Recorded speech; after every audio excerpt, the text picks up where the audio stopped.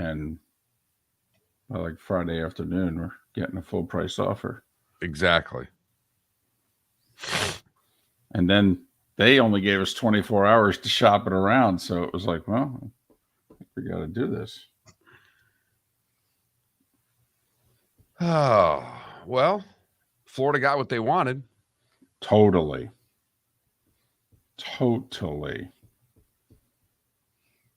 2 aces are going tonight. That's the expectation for Wake and LSU. LSU can hit. Yep. Wake has not the whole tournament.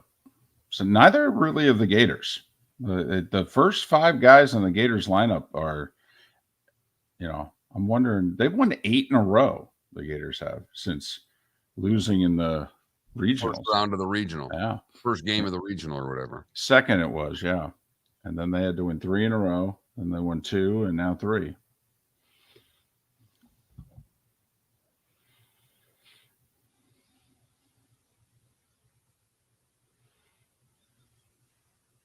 Had a 4-hour shift with the granddaughter yesterday.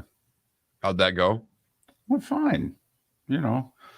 Guys are different than girls. I mean, we're calmer, believe it or not. We don't try to entertain them as much. We let them entertain themselves, and then we're taking a day off, Ambien. Yes. Can you believe that? What blankety blanks we are. 3rd full week of June. How dare we?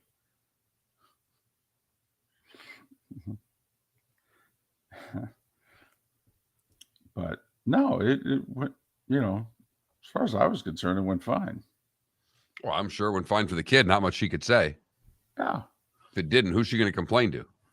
I mean, we had the one moment in which I'm like, man, I don't know. It smells in here. I think you filled up that diaper. I said, you poop? She goes, okay. Gave her a couple more minutes to see whether or not it was gas and that smell wasn't going anywhere. And I turned the fan on and I went, so I looked over at her and I went, you pooped.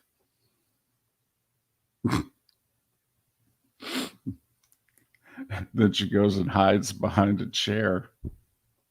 How old is she? 16 months. And so I waited till she came out. I just scooped her up and I go, I'm going to take care of this.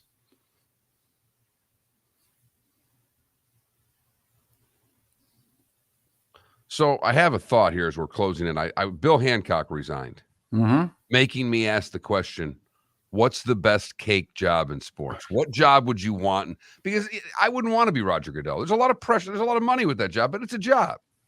It is. It's definitely I want to run the Sugar Bowl. Right. Well, that's been my dream job, and you know this for years. So I thought that was a little sidebar we could have today if we run into any. Totally.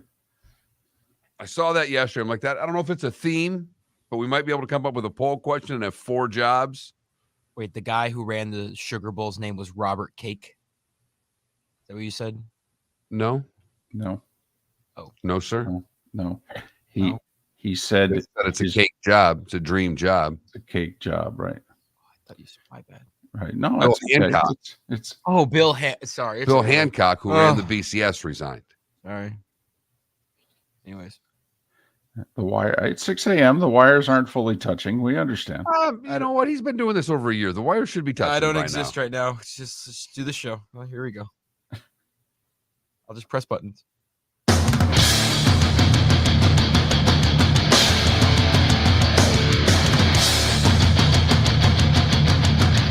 You are listening to Miller and Moulton, exclusively on the Florida Sports Network.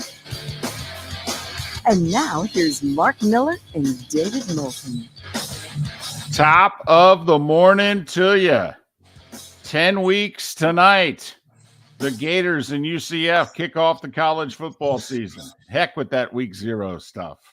11 weeks tonight. The Lions and the Chiefs. That makes the magic numbers 65, 70, and 77. I'll throw out the week 0 magic number. I just won't talk about it. How the heck are you? Miller and Moulton here on the Florida Sports Network. FloridaSportsNetwork.com. This is our last live show of the week. We're doing a best of tomorrow. which of course is a joke in and of itself. Are we really good enough to have a best of? Good morning, Mark. How are you?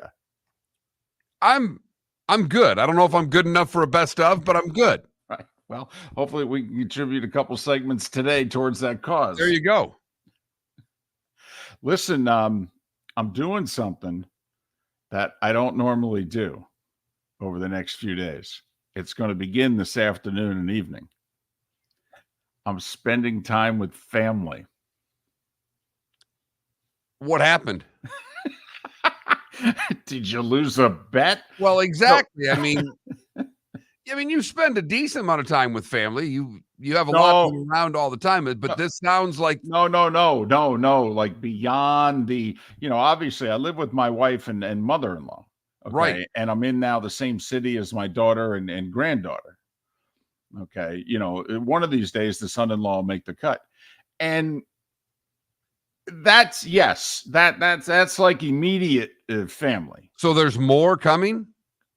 Well, we're actually going to a meeting place. You're doing what? Exactly. So my wife's got a brother, and he's got 3 kids. And that's it. I'm an only child. She's got the one sibling. I mean, this is not a big family. Right. So, and they're in the state of Florida. Okay. They live in the Tampa and then, a little north. And so, as life has it, even though you're 2-3 hours from one another by car, sometimes you see one another about as frequently as you do as if you lived 1,500 miles away. And so my wife and the niece got together a little over a year ago and said, hey, why don't we just plan a reunion? Why don't we do a yearly family thing, and the guys will have to come? I mean, if we rope them in, they'll have to come. David? Yes. Took them a year to plan out getting together? No. We did it about a year and a half ago. They thought of this. Right. And so we did it last year, but we did just a very quick. We got together, Friday evening and had to check out Sunday morning. It right. was just, it was barely a full day. And apparently it went well. I mean, I wasn't consulted, but apparently it went well. So much so that the nieces and nephews and brother-in-law, they're like, hey, how about we like go an extra day next time? So we're meeting tonight and we're going to be together till like Sunday brunch. I literally have not seen this side of my family in a year. Don't get me wrong. I can tell you've missed them. No. I like them all a lot. I genuinely wish we would have spent more time together over the last 20 plus years. Just life got in the way. Okay. But I'm just saying this for me. You've been, you went across the alley, spent a weekend with your friend, your wife and your daughter and his children. And, you know how boring my life is. I haven't done any of this. Well, I do find it interesting that the planning that goes into getting 7 people together that live that close to one another. This is a leisurely drive. This is waking up on a Sunday morning and saying, what we're doing today? We're going to make a drive across the state. We're going to go see the family. We're going to have lunch and we're going to come back. Now, I will say their drive's like an hour or so. Ours is like 2.5. But, okay, whatever. It's all right. Don't start complaining about 2.5 hour drives over there, Moulton. Well, I wouldn't. For me, that's nothing. Will you be able to listen to the NBA network when you make these drives, or do you have to listen to 70s on 7? 80s on 8. It's going to be awful. Will you do me a favor and sing loudly of every song that you know? You want me to channel my inner karaoke, do you? Yes. Okay. Wake me up before you go. That's what I'm hoping that you do. Don't you want me, baby? Come on now. Come on, mother-in-law. Don't you want me? Oh. Yep. Okay. All right. I can do it. Get one of those sports channels on very quickly. Yep, no doubt about it. So family, do you guys make T-shirts? okay, there was a time in our life in which when we would go to Jersey for 4th of July weekend, that was our thing, because my wife's side of the family was in upstate New York at the time, and my mom and grandma was in Jersey. And so July 4th was a Jersey thing. We always went, the fireworks, the barbecue, the whole deal. My mother made T-shirts every year. Every year. Red, blue, and white, too. Shirts. You could pick which one you want. Oh, I know. I, of course, would look at her and go, just one that fits is fine. I threw that out there as a sarcasm. I know you did.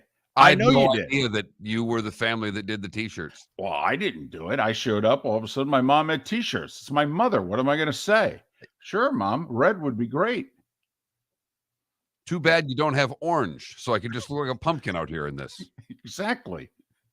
So we haven't done that in a few years. People get older and what have you, and so we haven't done it.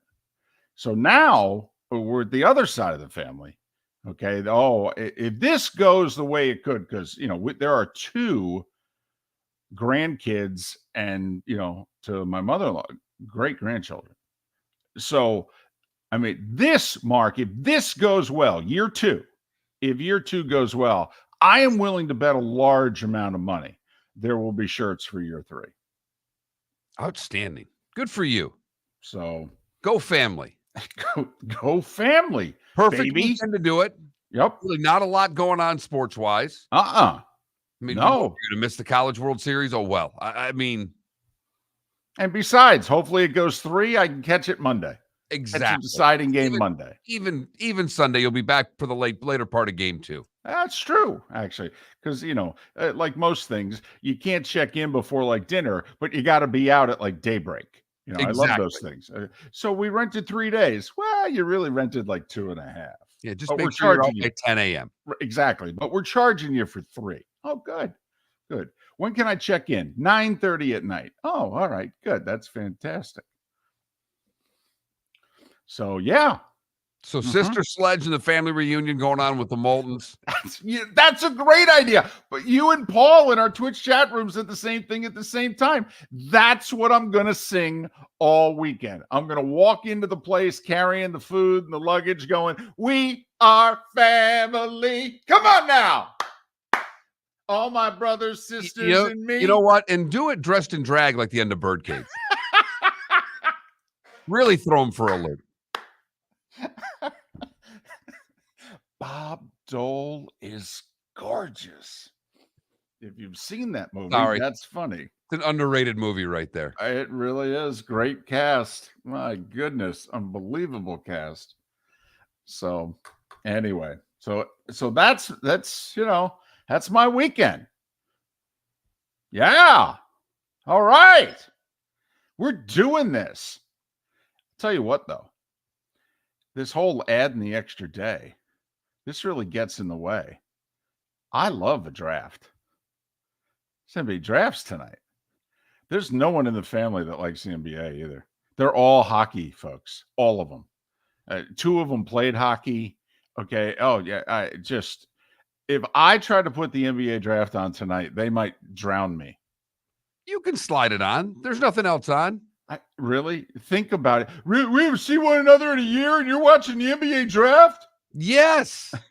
Well, that would be my answer. Yes, as a matter of fact, I am. And I don't even have to have the volume on. I just want that ticker to run so I can turn my head every once in a while when one of you is saying something completely irrelevant to what I want to pay attention to, and I can catch up on 5 picks. Hey, it's a Woj bomb, okay? Leave me alone. We've got a Wembenyama around here. What do you have? Exactly. Listen, there are 6 teams with multiple picks. What do you guys have? What do you bring to the table? Here's the big thing we have to do today. We had a great card game, okay, last year. It just broke out and what have you. We didn't really have enough change, though.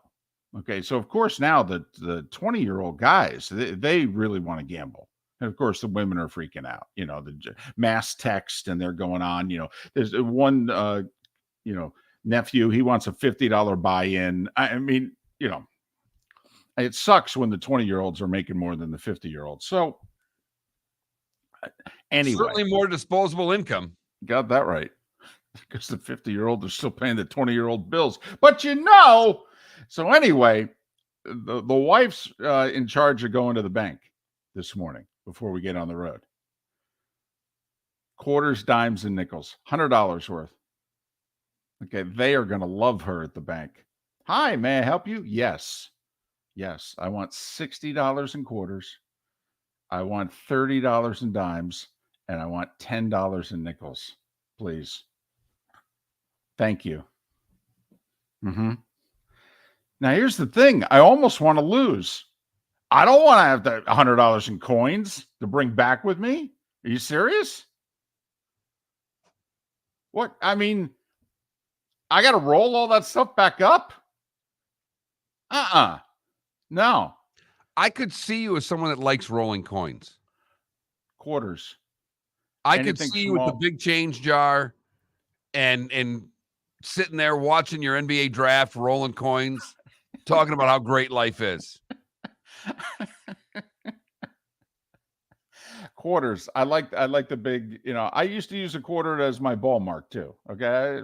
I like quarters. I don't like rolling pennies and dimes. Funny, I like rolling dimes. You get a lot of cash. It's a small, I know they're small, but all of a sudden you go, wow, I've got $38. I got $42. I got $50 in dimes here. I got small fat hands. I need the bigger coins. So that's what we got going on, Mark. Big weekend. Gambling and T-shirts. It's the Moulton family reunion. Miller and Moulton. Pat Kirwan on the show today. The starting 5 in 25 minutes right here on the Florida Sports Network. Hello, friends and family of Southwest Florida. Are you looking to tap into the electric vehicle market?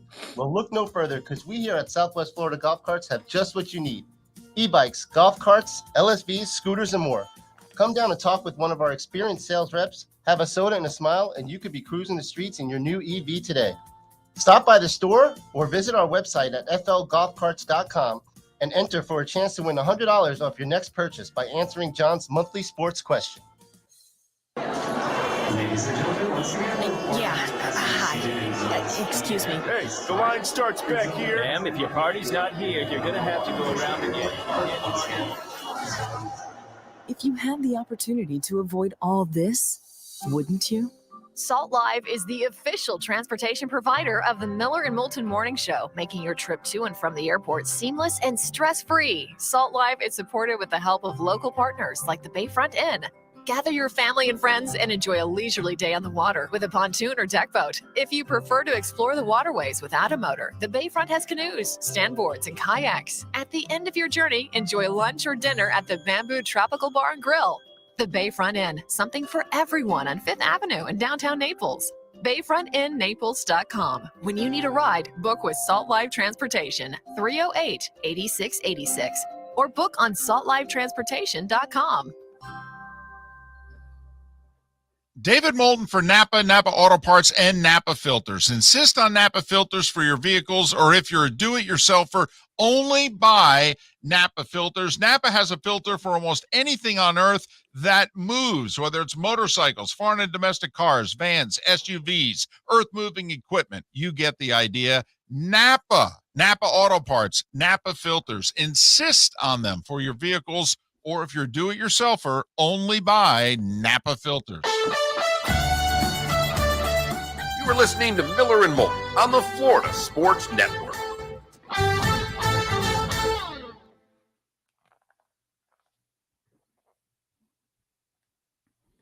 Thank you, Mongo.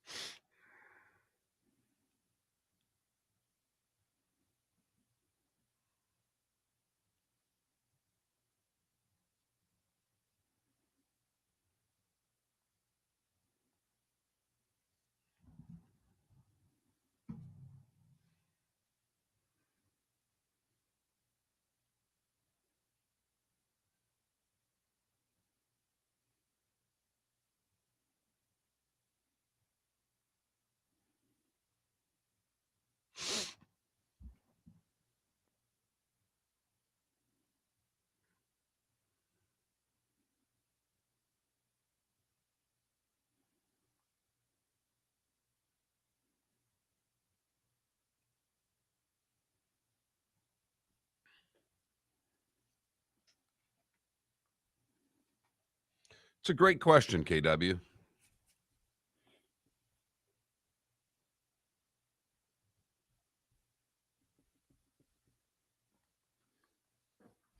I have to be honest. If we're doing it this year, there has to be some money in it for Miller and Moulton. Every year we do this where Dr. Roto makes money and Miller and Moulton show up. I'm kind of done showing up without getting paid.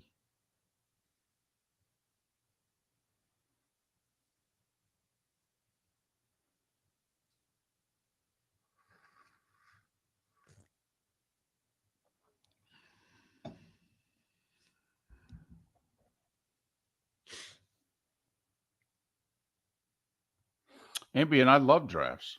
I love all the drafts. And the baseball draft's horrible. And the hockey draft's only a little better. Brindley's going to be a first rounder. Yeah, he's been invited to the draft. I told you the last mock I saw had him going last pick of the first round to Vegas. And that's basically where they've got him. They've got teams trading up to get him now. And because Jake's been paying attention and he was all fired up there because they were talking about him as the Wings getting him with pick 38 or whatever right. And that ship sailed or not, but now they're talking about trading up in the first round to get him. And he's undersized. I don't understand he's not a big kid. No, I wouldn't touch him.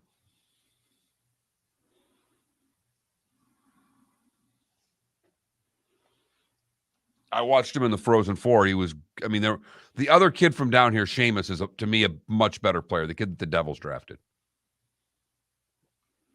He looked like he was the best player on the ice at times. That's with the number 2 pick of the draft on the ice for Michigan. That starts with an F.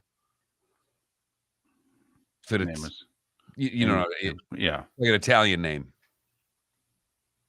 Fratelli or something like that.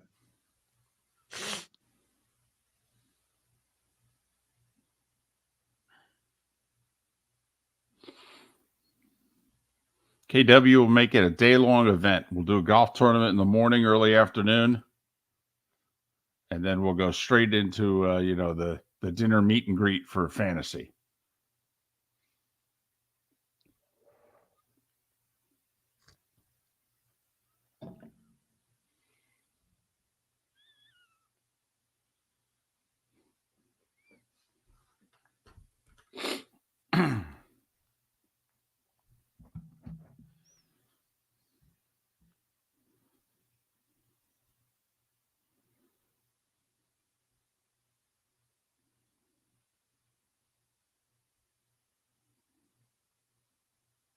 You know who I haven't heard from?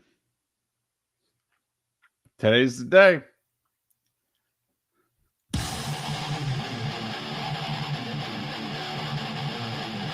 You're listening to Miller and Moulton, exclusively on the Florida Sports Network.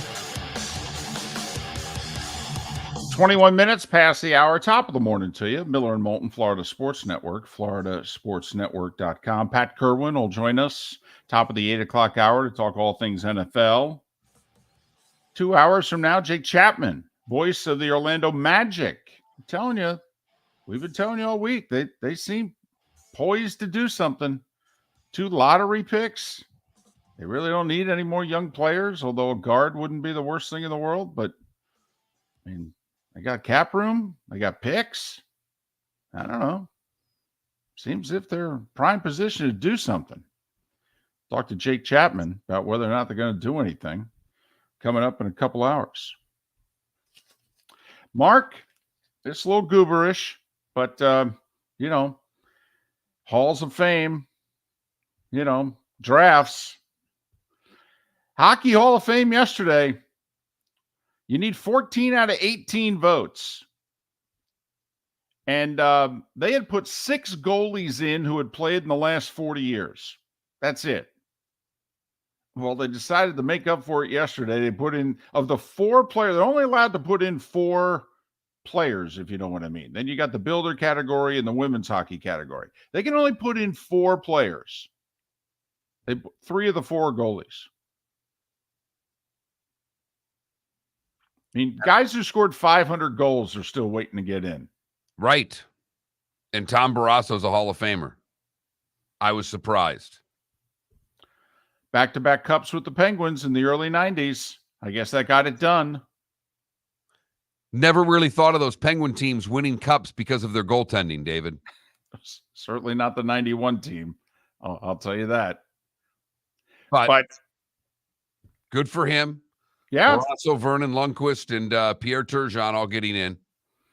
Turgeon is an interesting one. They chose him over all the other forwards.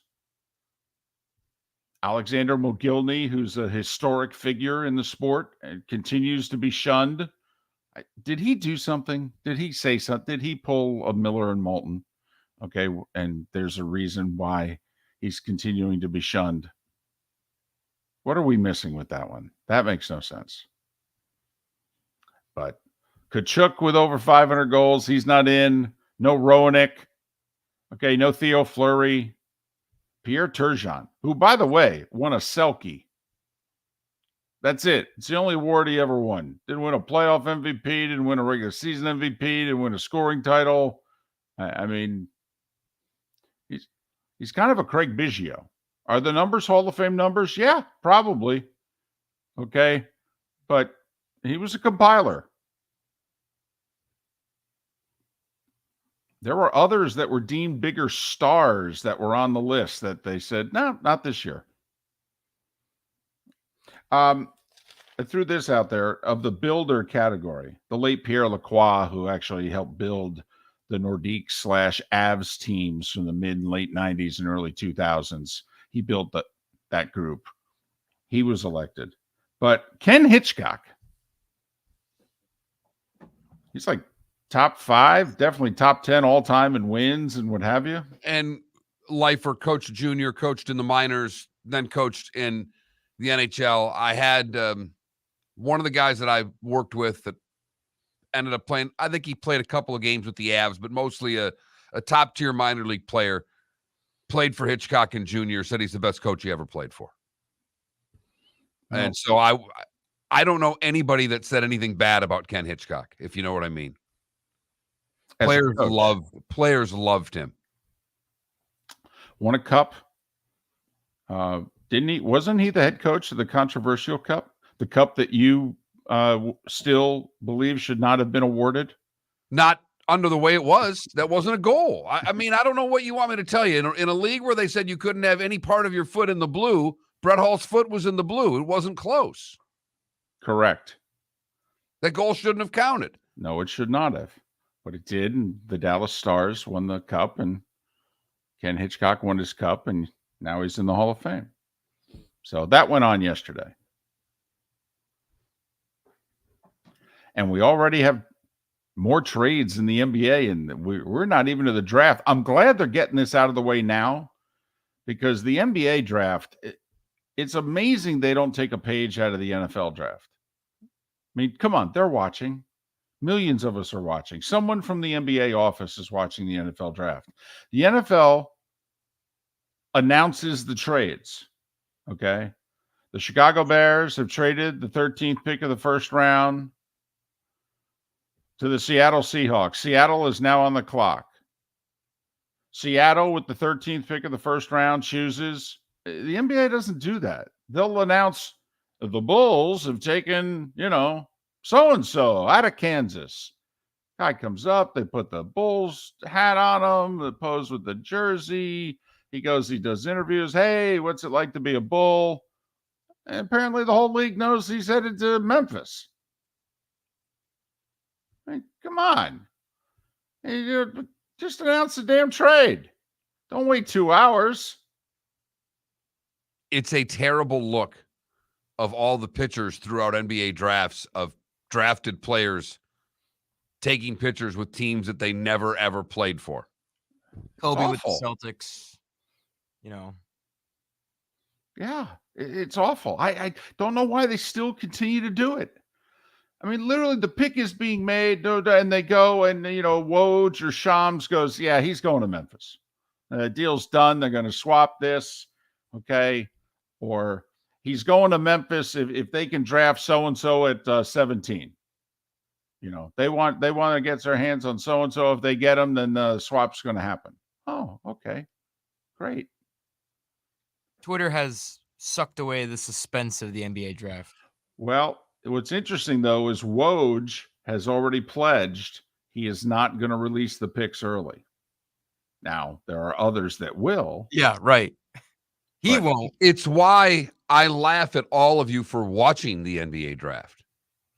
You don't. All I have yeah, to do is go on Twitter It's true. and can find out everything I need to know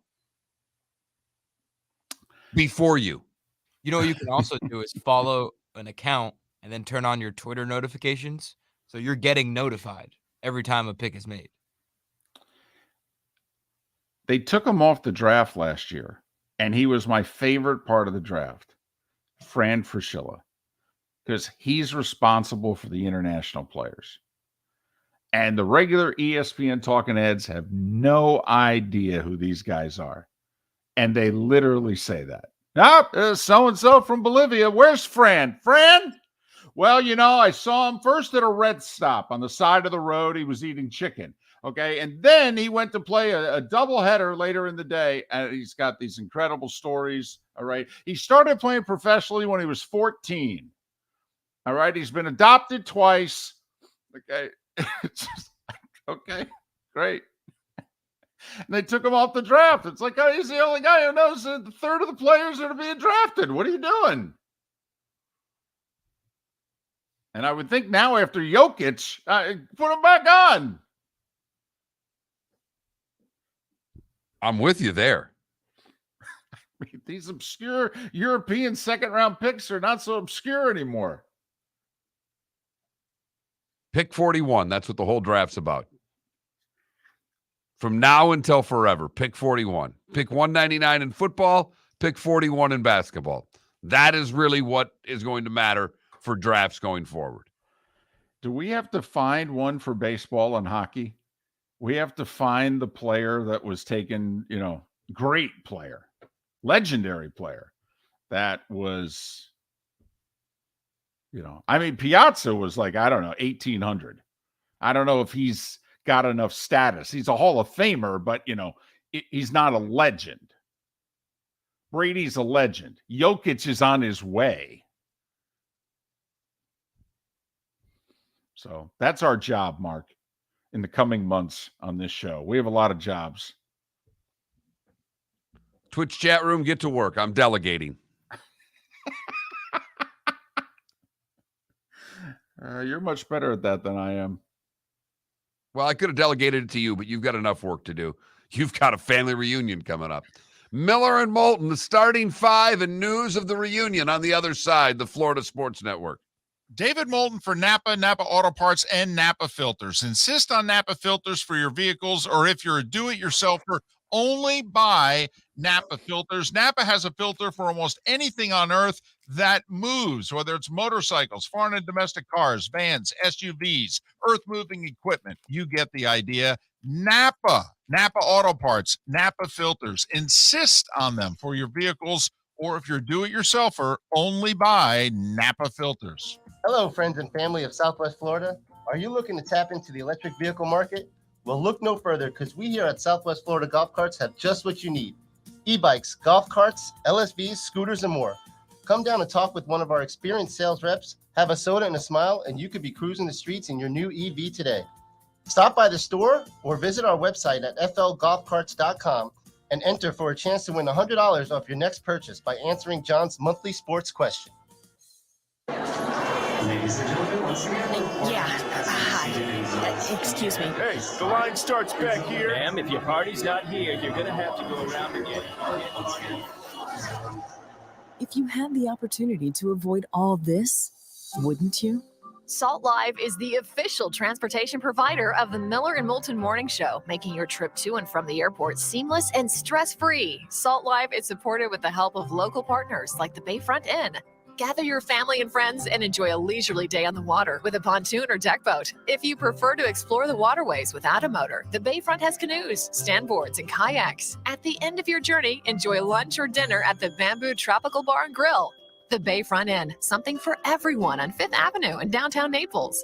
BayfrontInNaples.com. When you need a ride, book with Salt Live Transportation, 308-8686. or book on saltlifetransportation.com.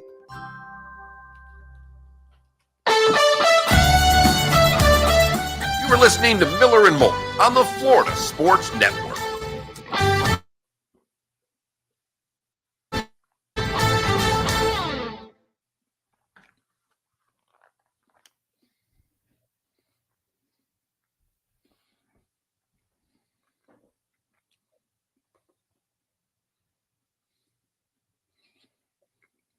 Maybe.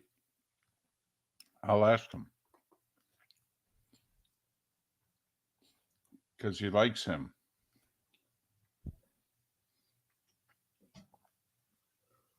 Exactly.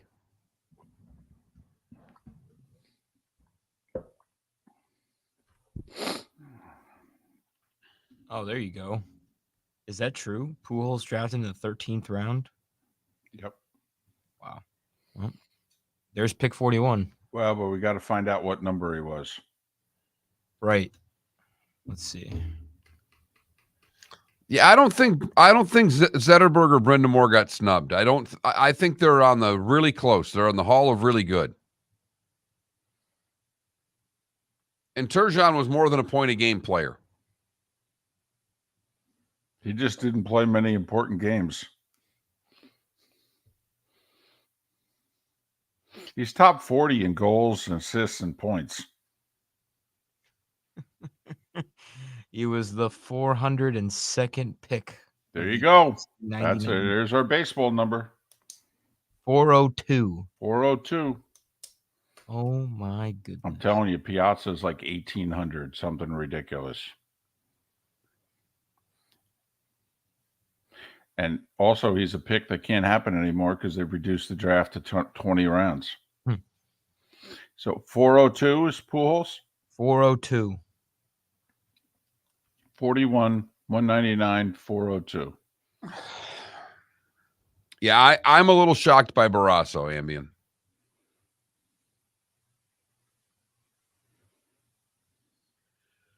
Ooh.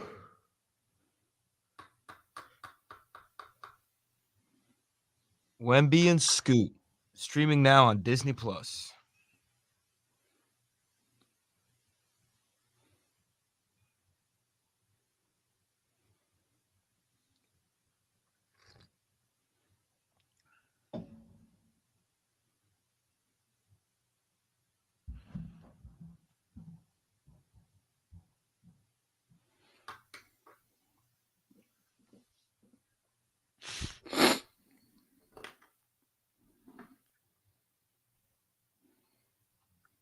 So who plays the point now for Boston? Brogdon. Remember, they were going to trade Brogdon, but they didn't.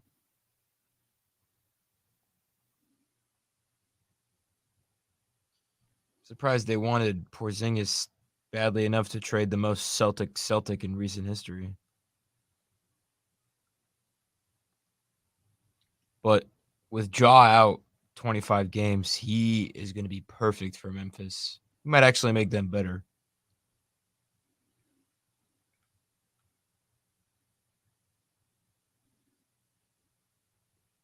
Boston got 2 first-rounders, too. I mean, granted, late first-rounders, but still, that's nice.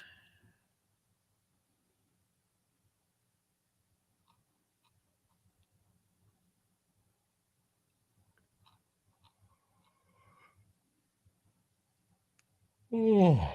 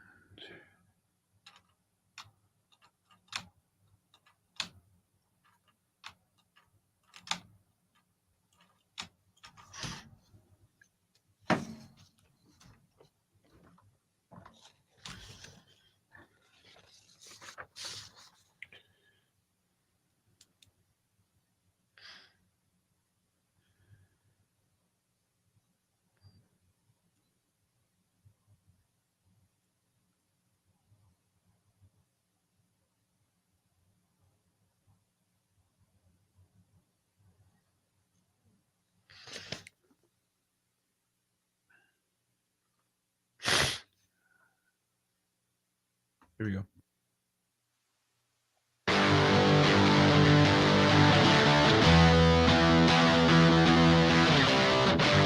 You're listening to Miller and Moulton, only on the Florida Sports Network.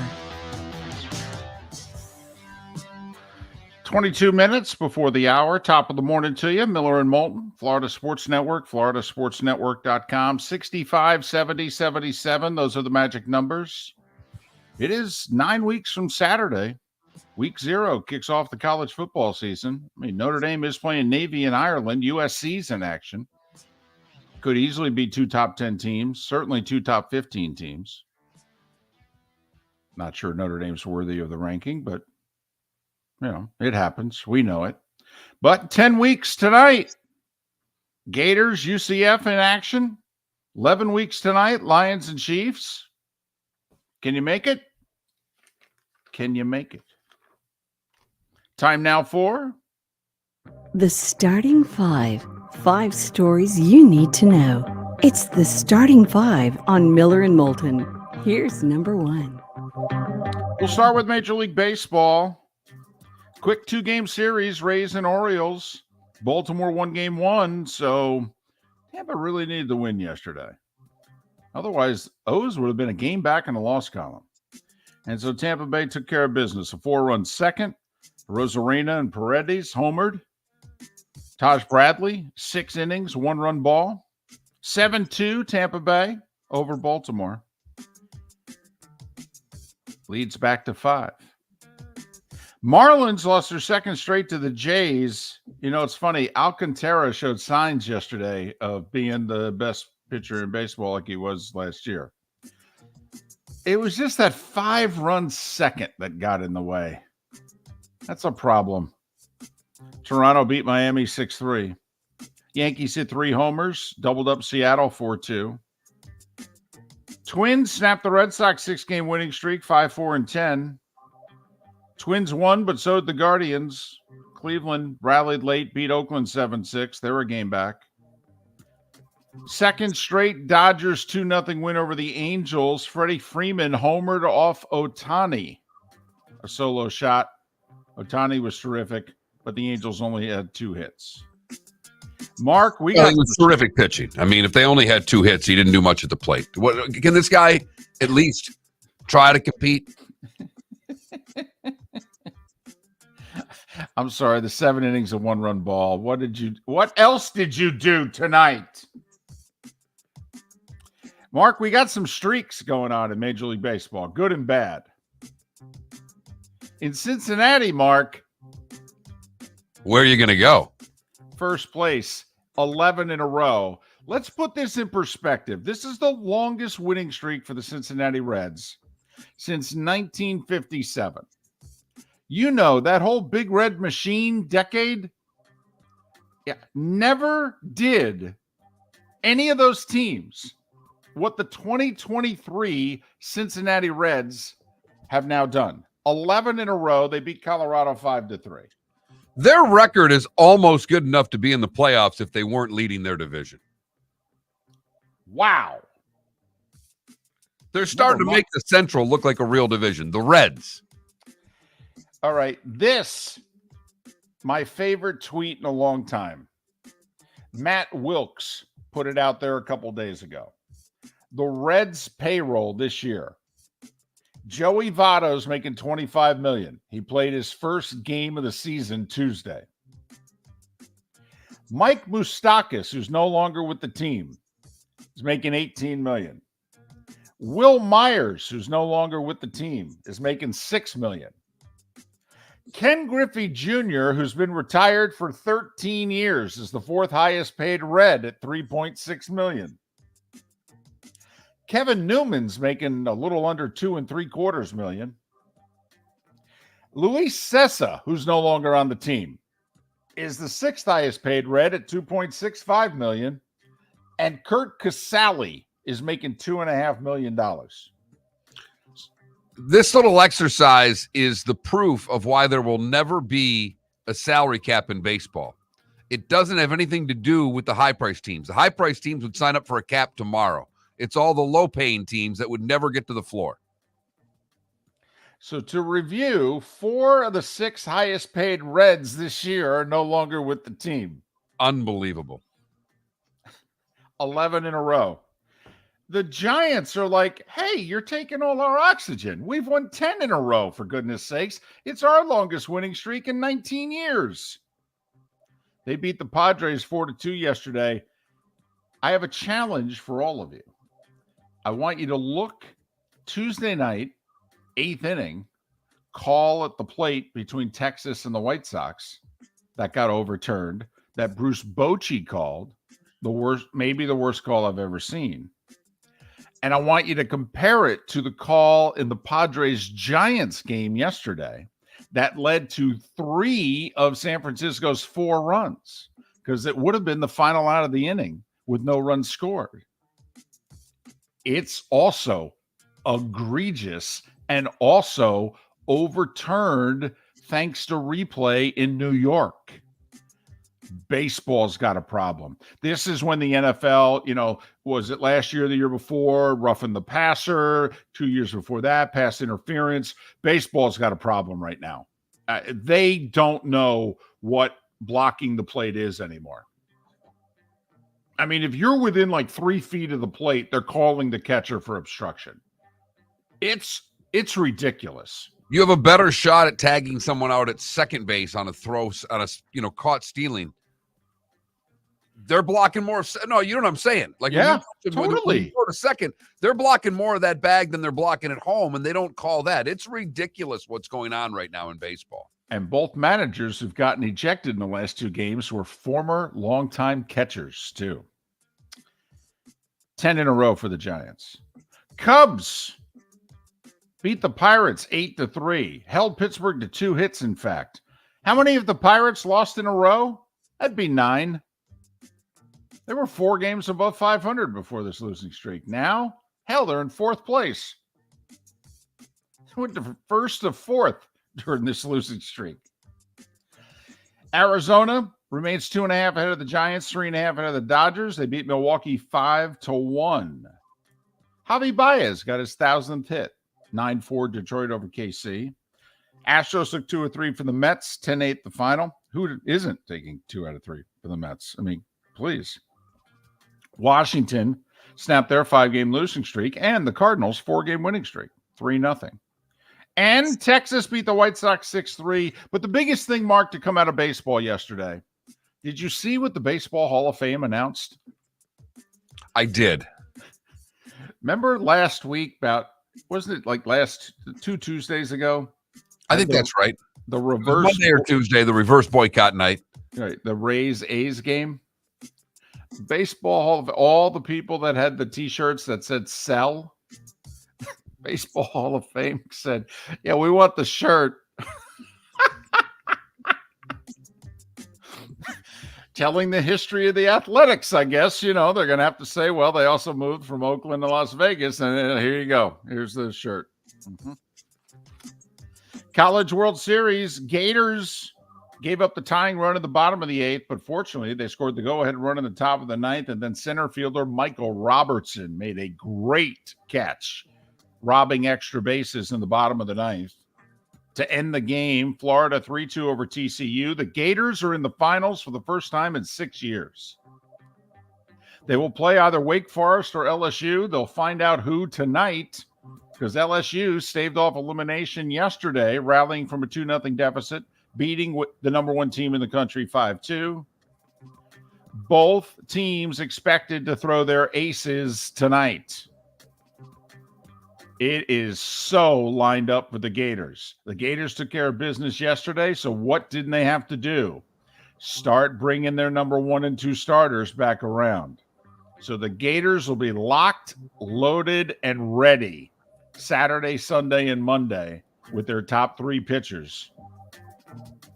Meanwhile, Wake Forest and LSU are both burning their aces tonight.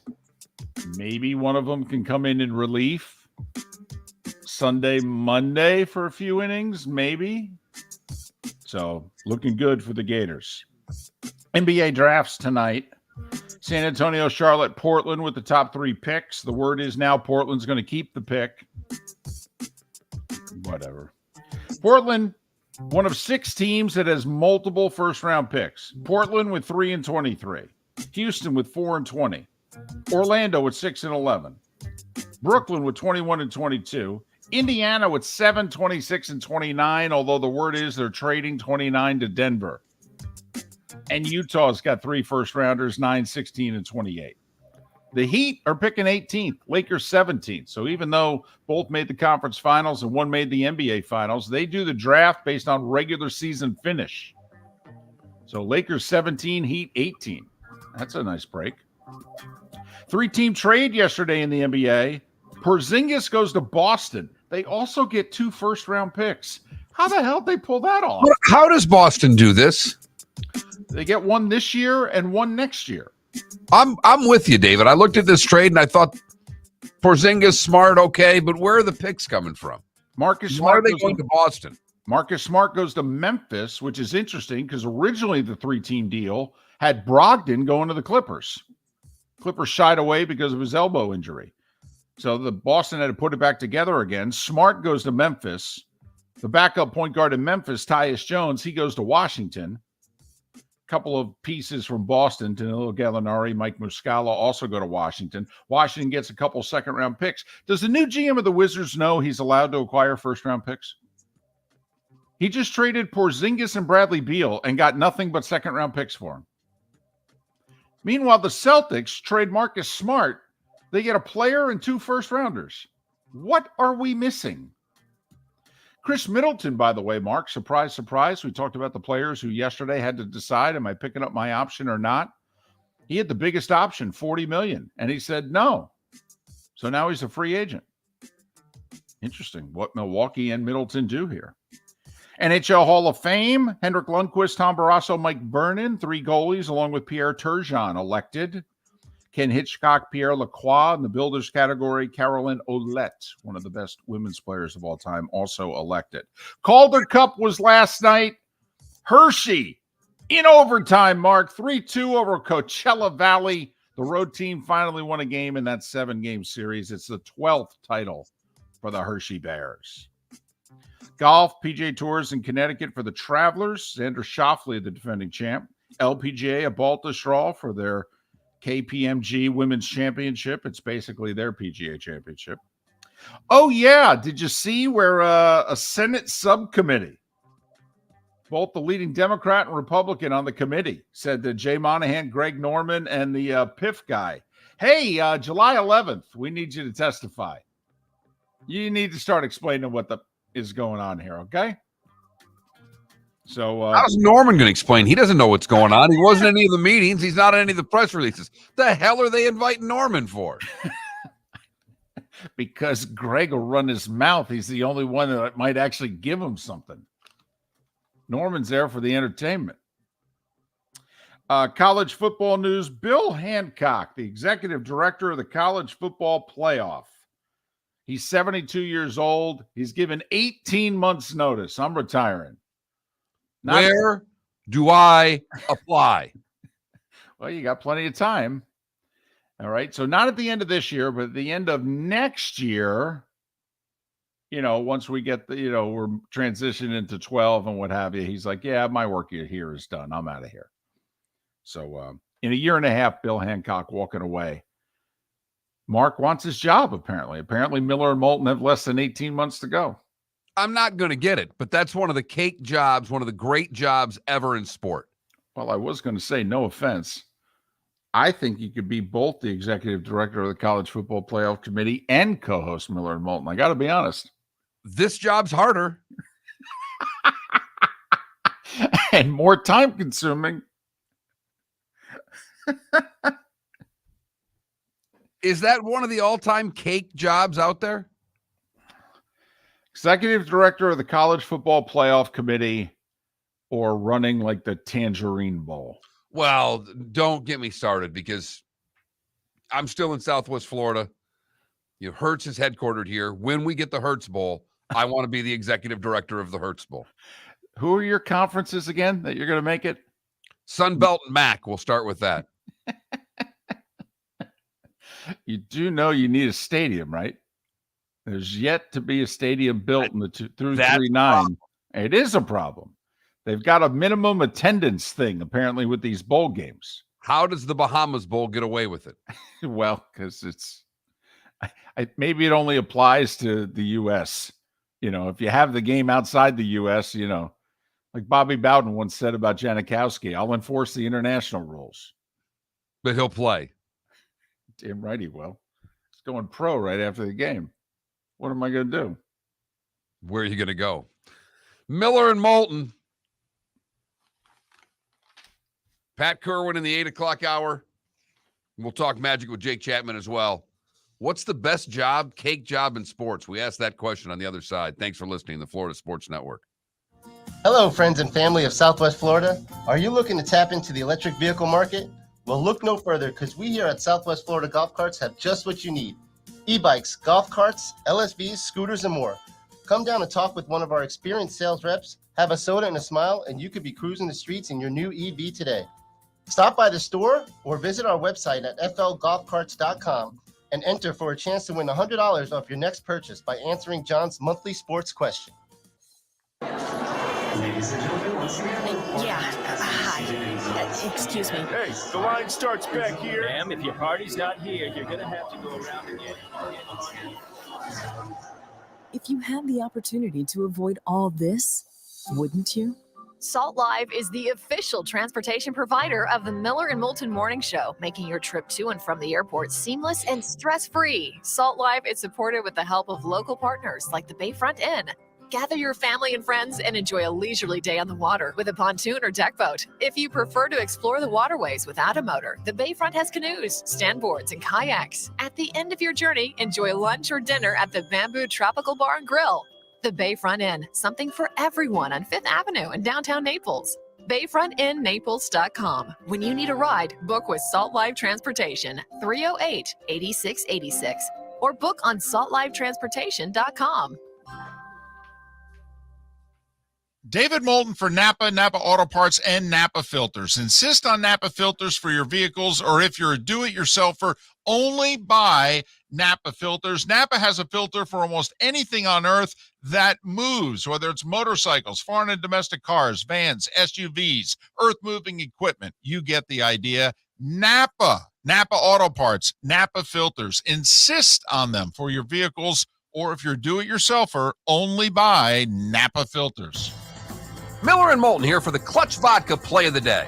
Mark, remember Nick Charles, Fred Hickman, the CNN Play of the Day? Yeah, CNN did a nightly sports show. That was a while ago. Yes, it was. Just work with me. Everyone liked the pod, the Play of the Day. So how about we have the Clutch Vodka Play of the Day? Sounds good. Fun. Smooth. Like Clutch Vodka. Listen weekday mornings for the Clutch Vodka Play of the Day. That's Clutch with a K. Located on the East Trail, locally owned Naples Tiki Bar and Grill is an outdoor eatery next to the Hitching Post Shopping Center. Island-inspired food with a true tiki theme. The best place in Naples to enjoy the beautiful weather in Southwest Florida. The Naples Tiki Bar and Grill offers a great menu for dine-in or takeout. Enjoy our famous pulled pork, huge burgers, and tiki bar cocktails. Don't miss happy hour every day from 3 to 6 and live music 7 days a week. See you soon at the Naples Tiki Bar and Grill, 11498 Tamiami Trail East. You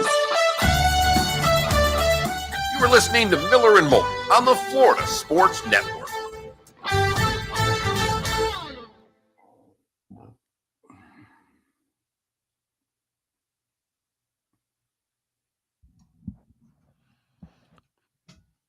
You know, KW, you're right. I may need to go international with this. The FIFA president would be the best job ever.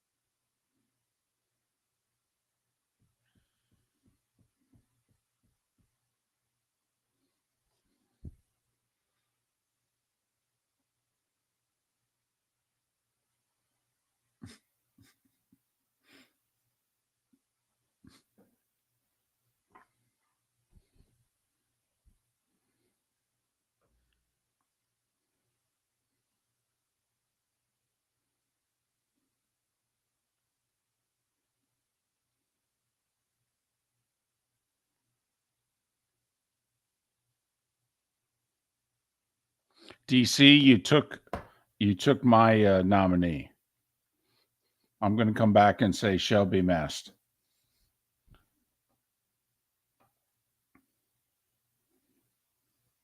There's work involved in that. You direct a bowl game, you really don't do anything. Anything.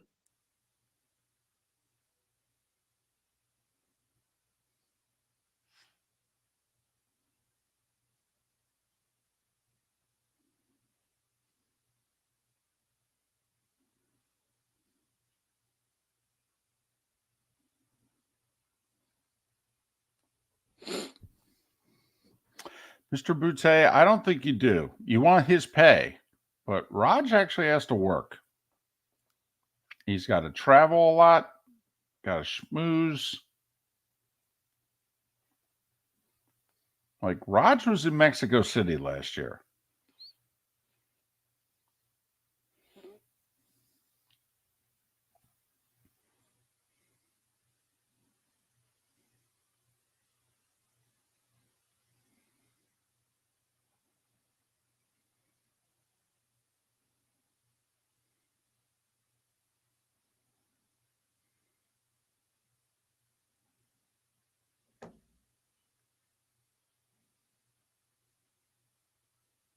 If they don't get me wrong. Gator versus UCF.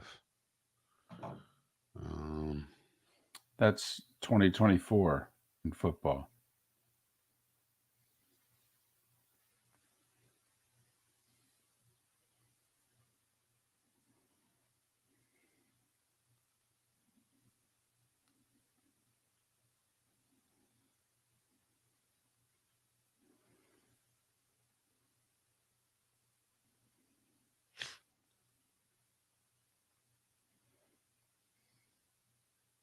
Here we go.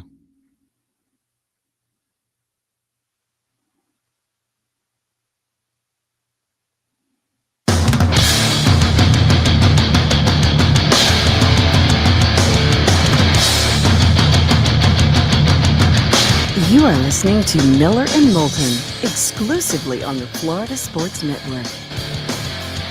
And now, here's Mark Miller and David Moulton. Hour number 2 of Miller and Moulton on this Thursday, our last live show of the week.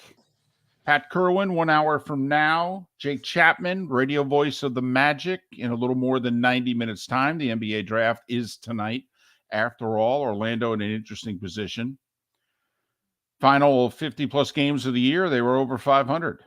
But they got off to like a 5-25 start. So they've got the 6th and 11th picks in the draft, and yet most people think they're actually decent. So what are they going to do, if anything? We'll talk to Jake about that. But right before our last commercial break, Mark Miller stumbled upon something. I just threw a little blurb out there that the 72-year-old executive director of the College Football Playoff Committee, Bill Hancock, has announced his retirement. He's given 18-plus months' notice. Now, think about this. He is the executive director of the Playoff Football Committee. Right. Is he on the committee, though? When they have does he just sit in the room when they talk about who's going to be in there, or is he not even in there? Yeah. No. He's in the room. Yeah, he has to be able to explain the thinking. He goes to 4 meetings a year. There's a few more than that. 6? Probably 8. Okay, 8 meetings a year. Because, a couple during the off season, Mark, everybody's got to get together, make sure they clear their schedules. Right. So 2 completely insignificant meetings, 2 just grab ass meetings, 2 meetings where it's a cheese and cracker tray and you're having drinks and you're just you bring the spouses, for crying out loud. They're so insignificant. It's like when the Peach Bowl has a staff meeting in May or June. Right. Why are we having one? I would just want to get together. So 8 meetings, a dozen or so television interviews, of which he really doesn't have to answer any questions. He really can just say whatever the hell he wants to say. He could make it up as he goes along. There's no doubt. Don't know that he does, but he could. but I look at it as one of the great jobs that there's ever been in sports because he gets paid a significant amount of money to do this. By the way, he has achieved what they call the trifecta of college athletics. I'm curious which, in your estimation, cush job is better than the others. He was the first full-time director of the NCAA Final Four.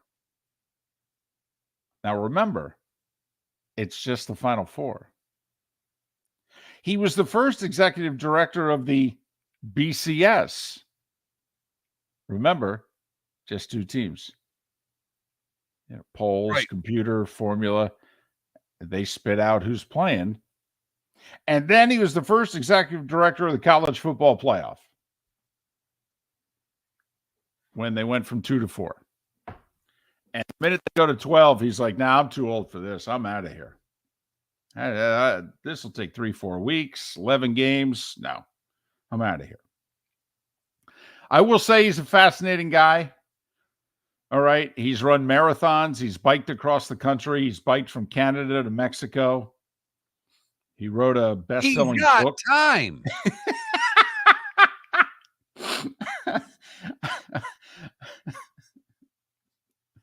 Unfortunately, when his new deal came into place in 2020, the exact terms of the deal, of course, were not released, but he said it's a rolling agreement. So I intend to be here as long as they'll have me and as long as I want to be. I'm having a blast. I'm honored and delighted to get to do what I do. Of course you're honored and delighted. You don't do anything.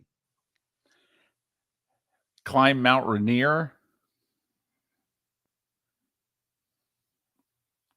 Which job do you like best? The BCS, the playoff committee, or the Final Four? Remember, not the NCAA tournament.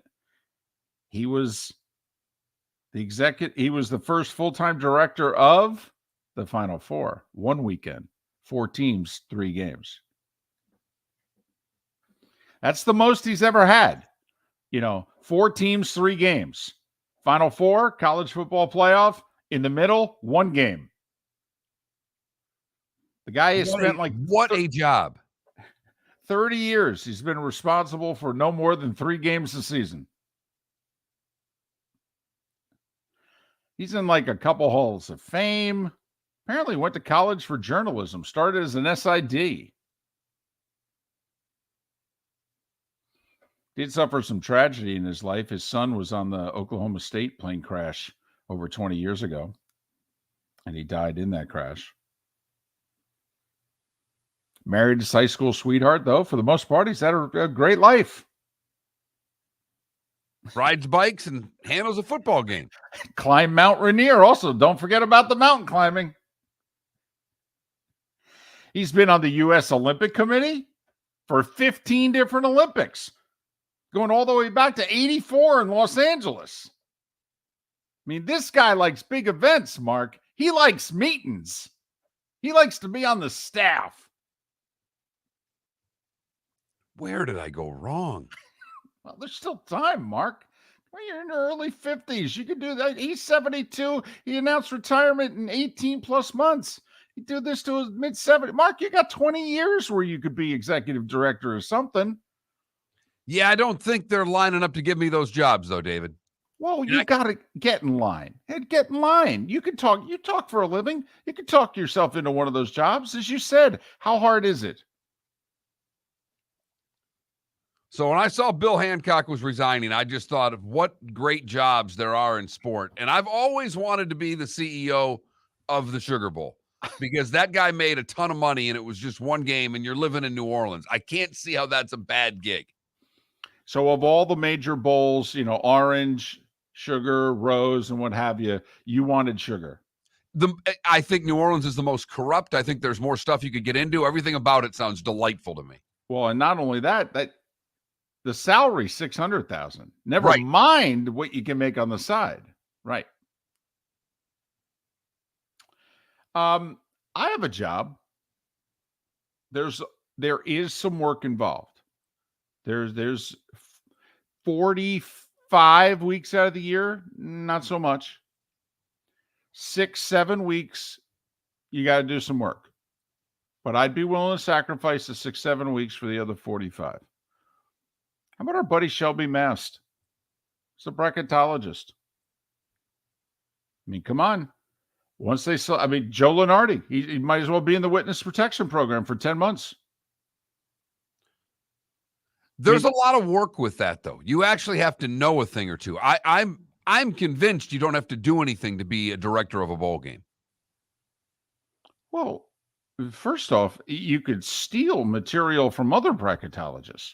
I mean, you could be completely lazy and just, I mean, we've joked all the time we could do a better job in some of these drafts than NFL general managers. I mean, we'll just sit down at the bar and just pour drinks regularly. We'll just read over everybody's mock drafts, decides on the one that we like. It's still better than some of these GMs. I mean, hell, we'll read Shelby Mast, Lenardi, a couple of others. And we'll say, listen, we gotta, spice this up a little bit. They all have USC in. How about we put them out? Yeah, I mean, that's really all I have to look at their first 4 out and change a couple of them and call it a day. Totally. Last Absolutely. 4 in, first 4 out, switch Right. team, call it. Yep, we're good. That's like play the shell game with about 10, 12 teams. Move a few on one side of the line, move a few on the other side of the line. Hell, we've accused the NCAA of doing that come Selection Sunday. Why can't we make a living doing it? Felipe, do you have a cake sports job out there that you'd be interested in? So you'd probably want to be the commissioner of the NBA. I got it. It's the red shirt guy in college football. Great red job. hat. Or red hat. Red hat guy. Yes. You're standing in the middle of some of the greatest American sport atmospheres. And you are just there in a red hat holding a pole with a clock on it. True story. True story. Next time you go to a college football game, keep your eyes peeled. The very first college football game that Mark and I went to together. All right. And he saw the guy in the red hat. And he says to me, "What's that?" And I go, "Oh, it's the guy. You stand on the field and you don't leave the field until the commercial breaks over. And the producer in your ear says, 'Okay, you can leave now.' And the official will not put the ball in play until you walk off the field." You are partially responsible for why these games are so long, but it's incredible. The only negative of the red hat guy is you're on the opposite 20 typically of where the action is. They've got you for unless the action's in the middle of the field, you're typically kitty corner from where the action is. Right. You're not in the middle of the field, but No. you're on the field. Yes, but literally Mark said it right. You stand on the 20. Yeah. And they pick which of the 420s they want you on. And it's usually the one of the two that is closest to the main television camera. So the red hat guy is either lower right or lower left on the screen if they went to a wide shot at midfield. I mean, come on. It's a great job. It is, that's a but good one. you can't screw it up though. And I've been a part of broadcasts in which the red hat guy left the field too soon. And the ball got put in play and we're not back from commercial yet. Cannot screw it up. Got to be perfect. And you're only getting, realistically, you're getting 7 games. You work 7 days for that. And the pay, probably not that great, where it's a cake job. I love it. But travel I'm getting 6 paid figures for. to be the bowl director. You get your travel, you get your hotel, you can probably get a per diem. And let's just say, Mark, I can get you 15 or so games. I can get a network to hire you as the red hat guy, not a school, but a network. I'm in. Sold. You're traveling every weekend though for 3.5 months. Great. Oh, I got one more. The guys who grab rebounds for NBA players during shoot-arounds. During warm-ups? During warm-ups. Grab rebounds and pass it to them. That's a cake job. And if you work for an arena or a team, you're working 41 games.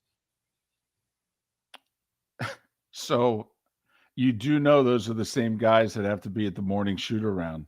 Yeah. Oh my grabbing all gosh. the rebounds. That's cake.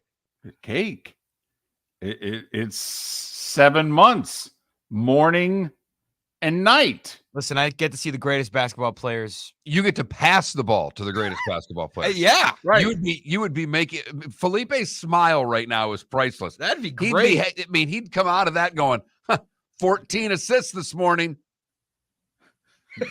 Sean Bow in our Twitch chat room said Lee Corso's got the best job now. He does 20 minutes at the beginning, 20 at the end.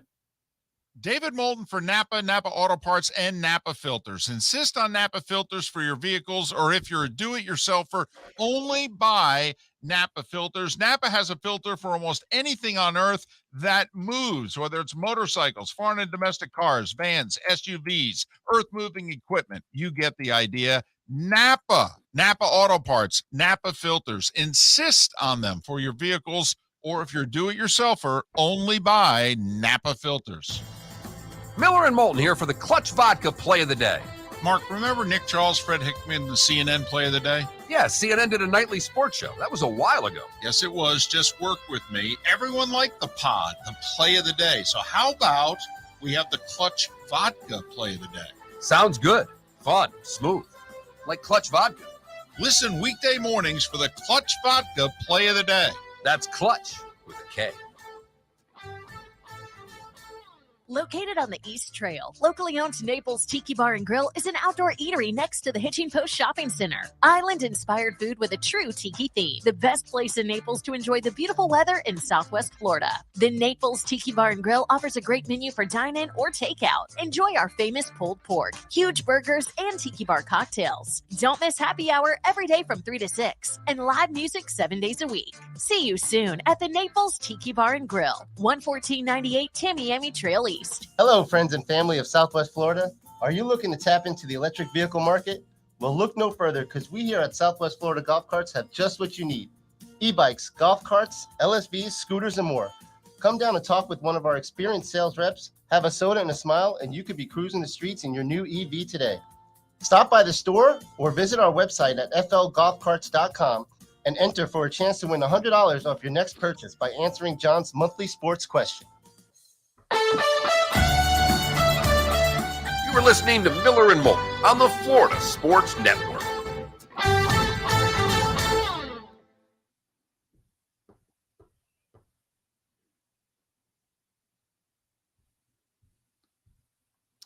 That's the director, KW.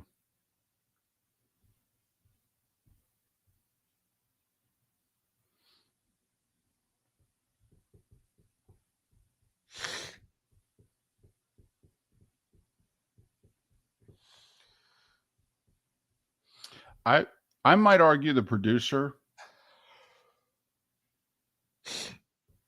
because nobody tells the director what to do. A lot of people are in the ear of the producer. Now, some producers, they may have people in their ear, but they're very much in control. But the announcers can all talk directly to the producer. The sideline reporter can talk to the producer. He or she is also trying to figure out, then is there a shot? He's got to tell, the director, hey, they want a shot of so-and-so.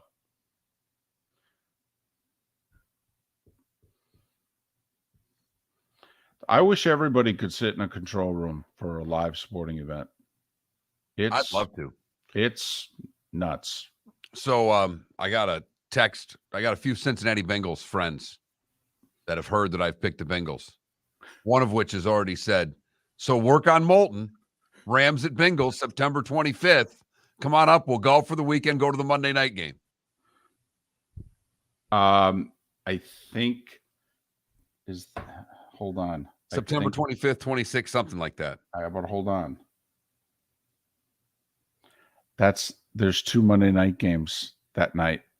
And you're not doing that one? And I think we're doing Philly at Tampa. Are you really? I think so.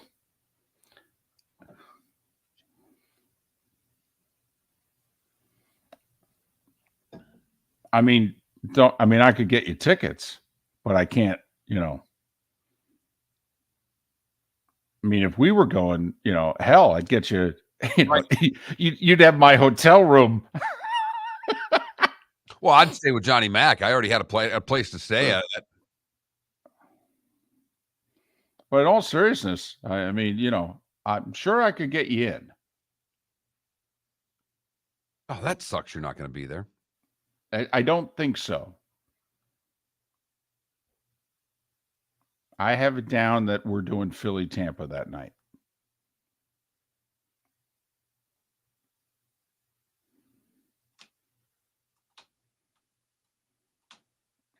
How about this? Oh, Johnny Mac's in Cincy, though, right? Mm-hmm. December 4th, Cincy at Jacksonville.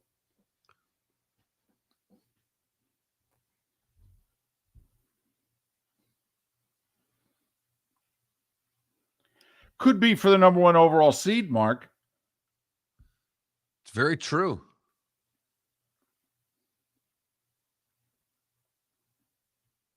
I love ambient. Listen, you guys can't go unless you find somebody as good as you. Then, okay, you get the hell out. David, you can't go anywhere. I can go if I can find someone to replace me, which would take 4 seconds. Hell no.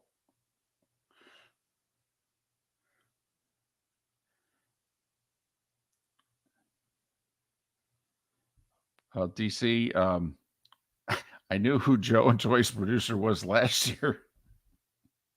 What did you say?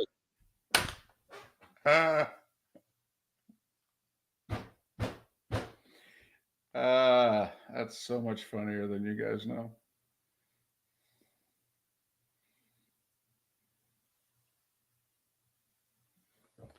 Their longtime producer for 20 years at Fox, his name is Richie Zients.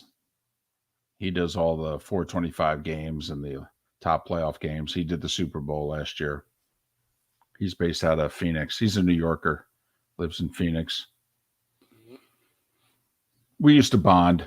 He's a Giants, Knicks. He's a Giants, Mets, Knicks fan.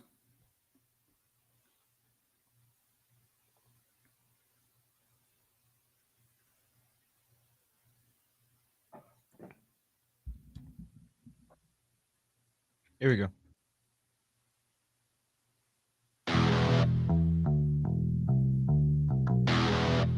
You're listening to Miller and Moulton, only on the Florida Sports Network.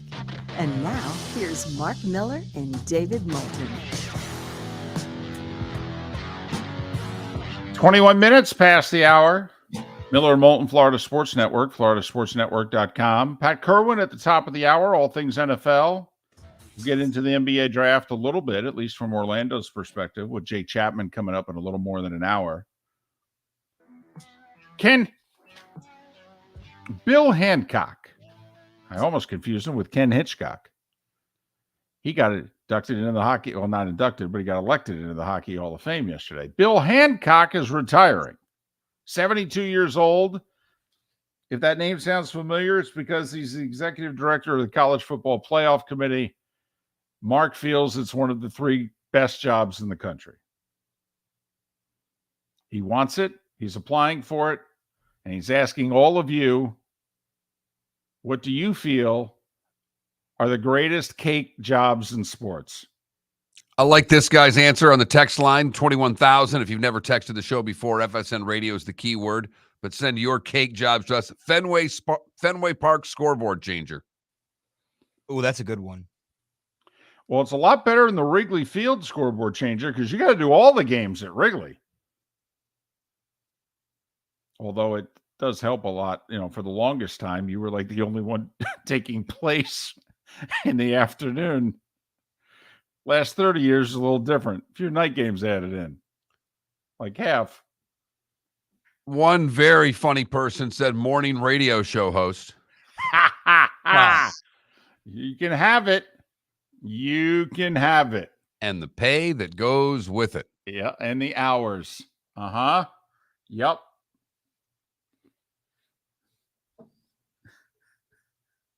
First time that alarm goes off at 3:45, you can call me. And then when you sleep through it and you wake up in a panic. Been there. Shimko in our Twitch chat room nominates on the PGA Tour or in golf being the group scorekeeper. Now, are you talking about the person that has to walk the course holding the pole? Yes, that's what I take it as. You know, you wear that little like belt that's got a little thing where you put the pole in it. So you're not really carrying the pole. Right. I do think that's an unpaid volunteer job, by the way. But you are inside the ropes. Mm-hmm. If you get the right group, you've got a pretty cool job for a Sunday. Yep. At the end of every hole, you got to make sure the scores are right. So you got to pay attention. That sort of deal. How about the starter? The guy that announces everyone on hole one? Tell you what, there are a few things that I believe there's a lot more pressure involved than most people believe. One, throw out the opening pitch before a baseball game and do it from on the mound. Okay.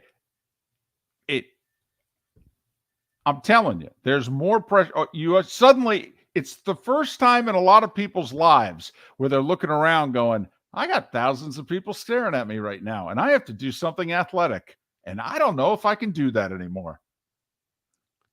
I'd be afraid of throwing it right over the backstop. Now, it's a lot easier if you go to the very base of the mound, okay? But people do heckle you. It's like, come on, get up on the mound. But you're not used to throwing off a mound. You're used to throwing on flat ground. So if you go up on the mound, you're going to screw up that pitch. We were invited to throw out the first pitch once. Our old producer accepted our invitation on our behalf and did it without telling us. Correct. We're standing there on the field before a Rays game. And it was our Southwest Florida, it was like affiliates night. And we were one of the affiliates that were invited. We were just working in Fort Myers at the time. And so we're there. And Dwight Howard, by the way, who was not yet a star with the Orlando Magic. Okay. He was walking around with a Rays jersey on, which, below his knees, it was the biggest damn jersey we've ever seen. All right. Looked like a dress. It was so huge on him. And he's doing publicity and it's affiliates night. And it's like, oh, okay. Yeah, whatever you guys need. And next thing you know, Miller and Moulton are standing there and we hear over the PA system and representing AM 770 in Fort Myers, John Cassio. What? Yeah. I would have done the same thing and thrown it right down the pipe. I mean, I would have thrown a strike. And I wanted his job taken away from him that day, and I'd want yours to. I've never been asked to throw out the first pitch.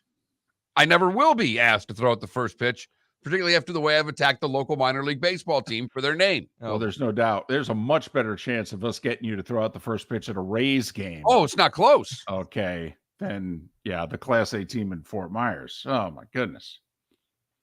Yeah. So my chance has come and gone.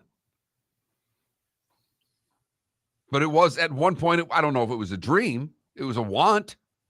Would have been cool. You go do the ceremonial face-off at a hockey game, you're dropping a puck. Yeah, you just have to not slip and fall on the ice. And they got the carpet there for you. Right. So you just have to stay on it. I mean, that's your job. Don't walk off the carpet. Take your time. Follow somebody if you have to. Ceremonial coin toss. Maybe you got to flip a coin at a football game. But baseball, it's the one ceremony that there's pressure. I mean, obviously, President Bush, after 9/11, throwing the strike from on top of the mound because Jeter told him, you got to go to the mound. If you don't go to the mound, man, they're going to boo you. Think about it, too. He had a bulletproof vest on. Bulletproof vest on, and he threw a dart. It goes up to the very top of the mound, all right? I mean, there's only tens of millions of people watching. It's the World Series, and it's the World Series 20 years ago when tens of millions of people were watching. I'll throw out one more cake job, and it does require a lot of maintenance, but Uga's handler. I mean, all you're doing is taking care of a dog. But you can't screw that up. I mean, they will go to jail. They will kill you in that state. They will kill you. Okay? Yeah, they really will. Yeah. They will kill you in that state. Yeah. Sonny Seiler's the guy who takes care of Uga. He's an attorney. I believe in Savannah. How about our buddy with the Stanley Cup? Phil Pritchett's got a pretty good job. Keeper of the cup. A lot of travel. 30 Lots years, though. travel. He's been taking care of that thing for 30 years. It's true. Remember, you got a lot more Russians now and what have you. I mean, it's He had his own MasterCard commercial. You know what? That might be the winner. Keeper of the Cup. If we were to put a poll question out there for best sports cake job, keeper of the cup, red hat guy. Everybody wants to be the red hat guy, though. Doesn't pay that well. Keeper of the Cup pays a lot better. It does. There's 2 more zeros on the Keeper of the Cup. I guarantee it. All right. 29 minutes after the hour. Time now for our Clutch Vodka play of the day. What do you got, Felipe? UF headed to the College World Series final on a crazy catch to win the game by Mikey Robertson. 0-2 pitch. Taylor pulls it. Right center field. Robertson's back and makes the catch. Wow! Florida's headed to the final. Are you kidding me? What? Gators take down TCU 3-2. They will face LSU in the College World Series final. Violent crash in the wall. You could hear as he caught that ball diving into the wall to save the game. What a catch. By the way, the announcer said right center field. That was much more straightaway center. That was a blast. He drilled that 0-2 pitch was belt tied down the middle of the plate too. It was such a mistake. And it nearly tied the game. And our Clutch Vodka play of the day. And as they said, the Gators advanced to the championship of the College World Series to take on the winner of Wake Forest and LSU. That game tonight, both aces pitching for Wake Forest and LSU. Should be a terrific baseball game. So Keith Law, he rates the baseball players, and he has the LSU pitcher going tonight as second in the draft. He has the Wake Forest pitcher going 7th. Think about that. Winner goes to the College World Series finals. Could very well be both of their last college games. Miller and Moulton. There you go. We'll come back with more cake jobs and a little basketball talk here on the Florida Sports Network. Miller and Moulton here for the Clutch Vodka play of the day. Mark, remember Nick Charles, Fred Hickman, the CNN play of the day? Yeah, CNN did a nightly sports show. That was a while ago. Yes, it was. Just work with me. Everyone liked the pod, the play of the day. So how about we have the Clutch Vodka play of the day? Sounds good. Fun. Smooth. Like Clutch Vodka. Listen weekday mornings for the Clutch Vodka play of the day. That's Clutch with a K. David Moulton for Napa Auto Parts, and Napa Filters. Insist on Napa Filters for your vehicles, or if you're a do-it-yourselfer, only buy Napa Filters. Napa has a filter for almost anything on earth that moves, whether it's motorcycles, foreign and domestic cars, vans, SUVs, earth-moving equipment. You get the idea. Napa Auto Parts, Napa Filters. Insist on them for your vehicles, or if you're do-it-yourselfer, only buy Napa Filters. Located on the East Trail, locally owned Naples Tiki Bar and Grill is an outdoor eatery next to the Hitching Post Shopping Center. Island-inspired food with a true tiki theme. The best place in Naples to enjoy the beautiful weather in Southwest Florida. The Naples Tiki Bar and Grill offers a great menu for dine-in or takeout. Enjoy our famous pulled pork, huge burgers, and tiki bar cocktails. Don't miss happy hour every day from 3 to 6, and live music 7 days a week. See you soon at the Naples Tiki Bar and Grill, 11498 Tamiami Trail East. Hello, friends and family of Southwest Florida. Are you looking to tap into the electric vehicle market? Well, look no further, because we here at Southwest Florida Golf Carts have just what you need. E-bikes, golf carts, LSVs, scooters, and more. Come down and talk with one of our experienced sales reps, have a soda and a smile, and you could be cruising the streets in your new EV today. Stop by the store or visit our website at flgolfcarts.com and enter for a chance to win $100 off your next purchase by answering John's monthly sports question. You were listening to Miller and Moulton on the Florida Sports Network. All right, I got it. This is it. This is the best cake job in sports. Udonis Haslem. It's the best one. You're being yourself. You're getting paid $3 million. The city loves you. You're loved by all. I do want to go back to the starter. Okay. There's more pressure than you think. Okay, you cannot mispronounce the name. It's your only job. Well, I mean, you have a cannot- sheet of paper, no? It doesn't matter. It doesn't matter. How many times do you sit, you look at something, and you even write it out, and then when you go to pronounce it, you screw it up. It's true. I have done that before, even with PA and soccer, and it sucks. Yes, right. It's terrible. It's your only job. I know. You write out to pronounce it this way, yet Yes. you still mispronounce it. And then, right. And you can't blame anybody. No. But I mean, to sit there and scream. 5-time major champion, Brooks Koepka. Maybe this will come up in the good, bad, and ugly. I don't know. But, Mark, have you heard the latest with that Utah woman who's accused of killing? Remember the woman whose husband died? She wrote the grief book the grief for book. children, went and promoted it. Now she's charged with his murder. She's suing his business and his estate for money.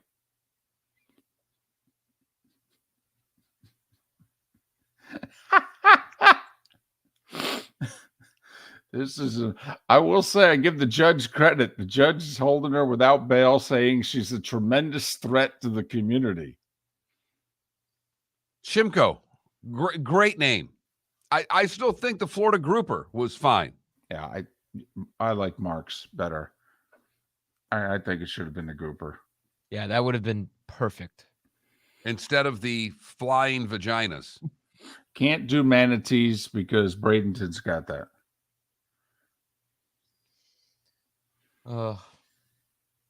Grouper are cool too. You could even make it a Goliath grouper. The mighty lady pocket. Oh boy. Okay. Okay.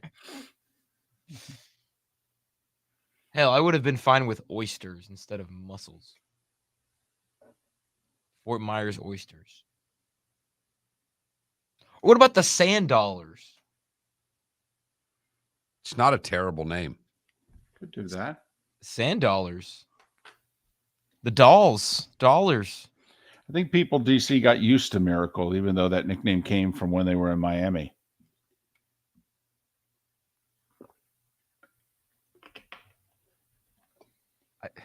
You're not wrong though. It's probably the worst team name I've ever heard in my life. I don't think it's a bad team name, but when you live somewhere and the name has nothing to do with where you live, that's been my complaint with this.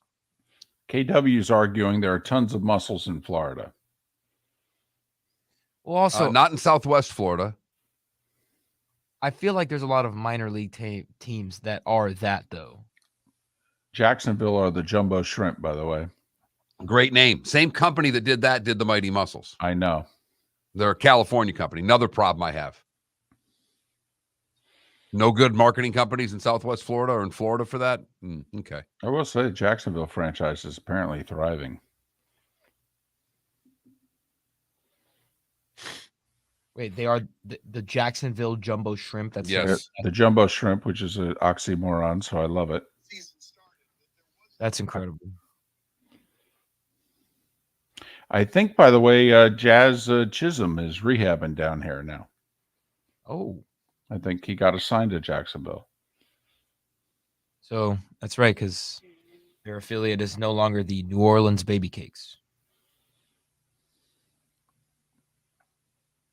Mark, when you get the Sugar Bowl job, make sure you hire Jim Sion and his group, for a little entertainment, especially at the luncheons that you're going to have.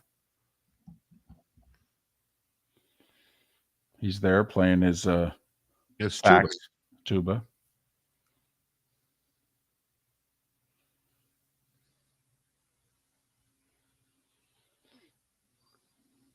He comes in the chat room and all that. He was never all that nice to me. Really?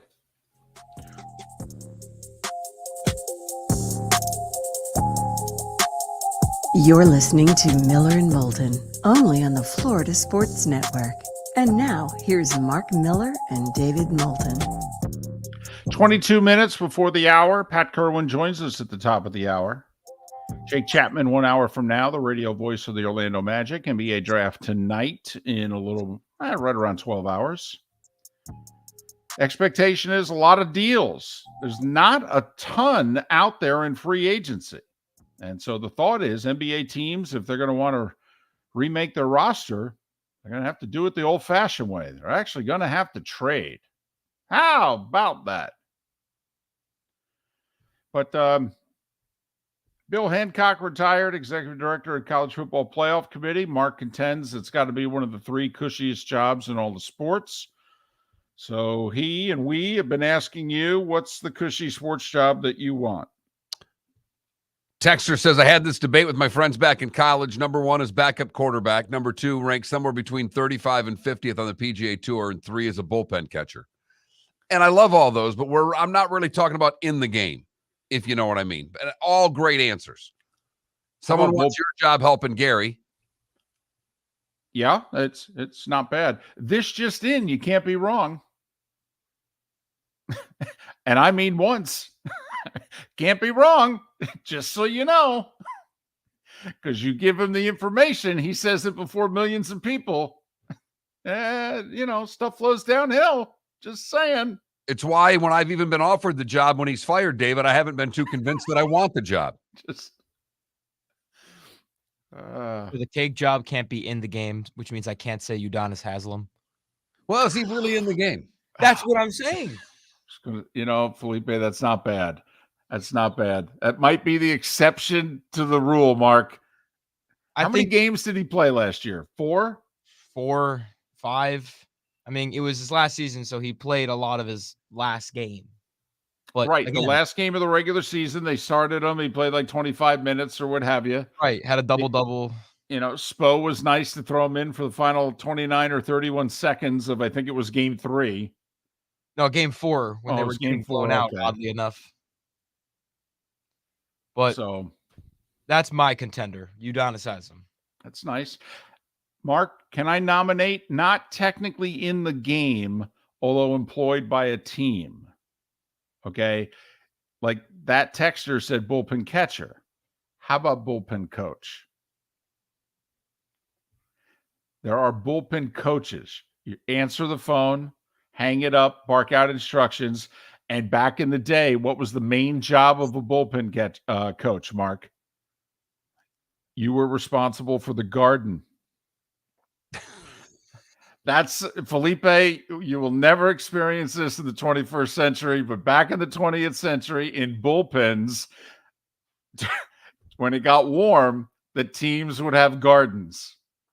And because oftentimes the bullpens were beyond the outfield fences. Okay. And they would get bored and they would plant tomatoes and what have you. And as the summer went on, you would see there'd be these tall stalks and you're like, you can't even see the guys warming up. That is fantastic. It really was. I think anything involved, because I feel like being a part of a baseball team has to be the most fun because it's a long season. You get to be with the guys all day. You get to travel the country. Or it's not. I mean, it is the one thing when you're not winning. I worked for a lot of professional teams. I was fortunate enough as an announcer to only miss the playoffs once out of 15 years being a minor league play-by-play announcer. That was a long, long year. And in baseball, with more teams missing the playoffs than making the playoffs, it sets up for a lot of long seasons. That's the only thing I will say. When you're the Rays, oh, man, is it fun. The Orioles right now are having a blast. They got whooped yesterday and didn't even, they get on the plane. All right, we're going on to the next. Let's go, boys. Let's grab a meal. We got 1 or 2 here. That's good. We're fine. Good. Spend your summer in Kansas City. Well, imagine being a bat boy at Fenway. As a kid, it was my dream job, being a bat boy at Tiger Stadium. Yeah. Absolutely. I was jealous of bat boys when I was a kid, too. I mean, you get a uniform. I mean, do they travel? No. The home team's responsible. Okay. Would you rather be a home bat boy or a visitor's bat boy? Well, visitor's bat boy for the tips. Yeah. Yeah. Remember there's the kid in Cleveland, right? the Guardians-Yankees game, and Yes. Michael Kay took exception to his appearance. Because he had the long hair and he had the facial hair. Right, and he was technically the Yankees bat boy that night. And he's like, listen, the players aren't allowed to look like this. How can the bat boy? And so Kay took him to task. People sided with the bat boy. All right. He was also part of a local band. And so they ended up giving his band publicity. All right. Kay apologized. He had his hair tucked up under his hat the next night. Yep. Looked the part. It worked perfectly. Hey, we did get a basketball question. We talked about this yesterday, but I do think it's, I don't want to just deny someone who asks a regular sports question on here. But we've talked about it. The draft is coming up tonight for the NBA. And someone asked about the thoughts on Orlando giving up a first-round draft pick for Zion. We talked about this yesterday on the show, or a couple days ago. Yeah. Tuesday, we did a full segment on it.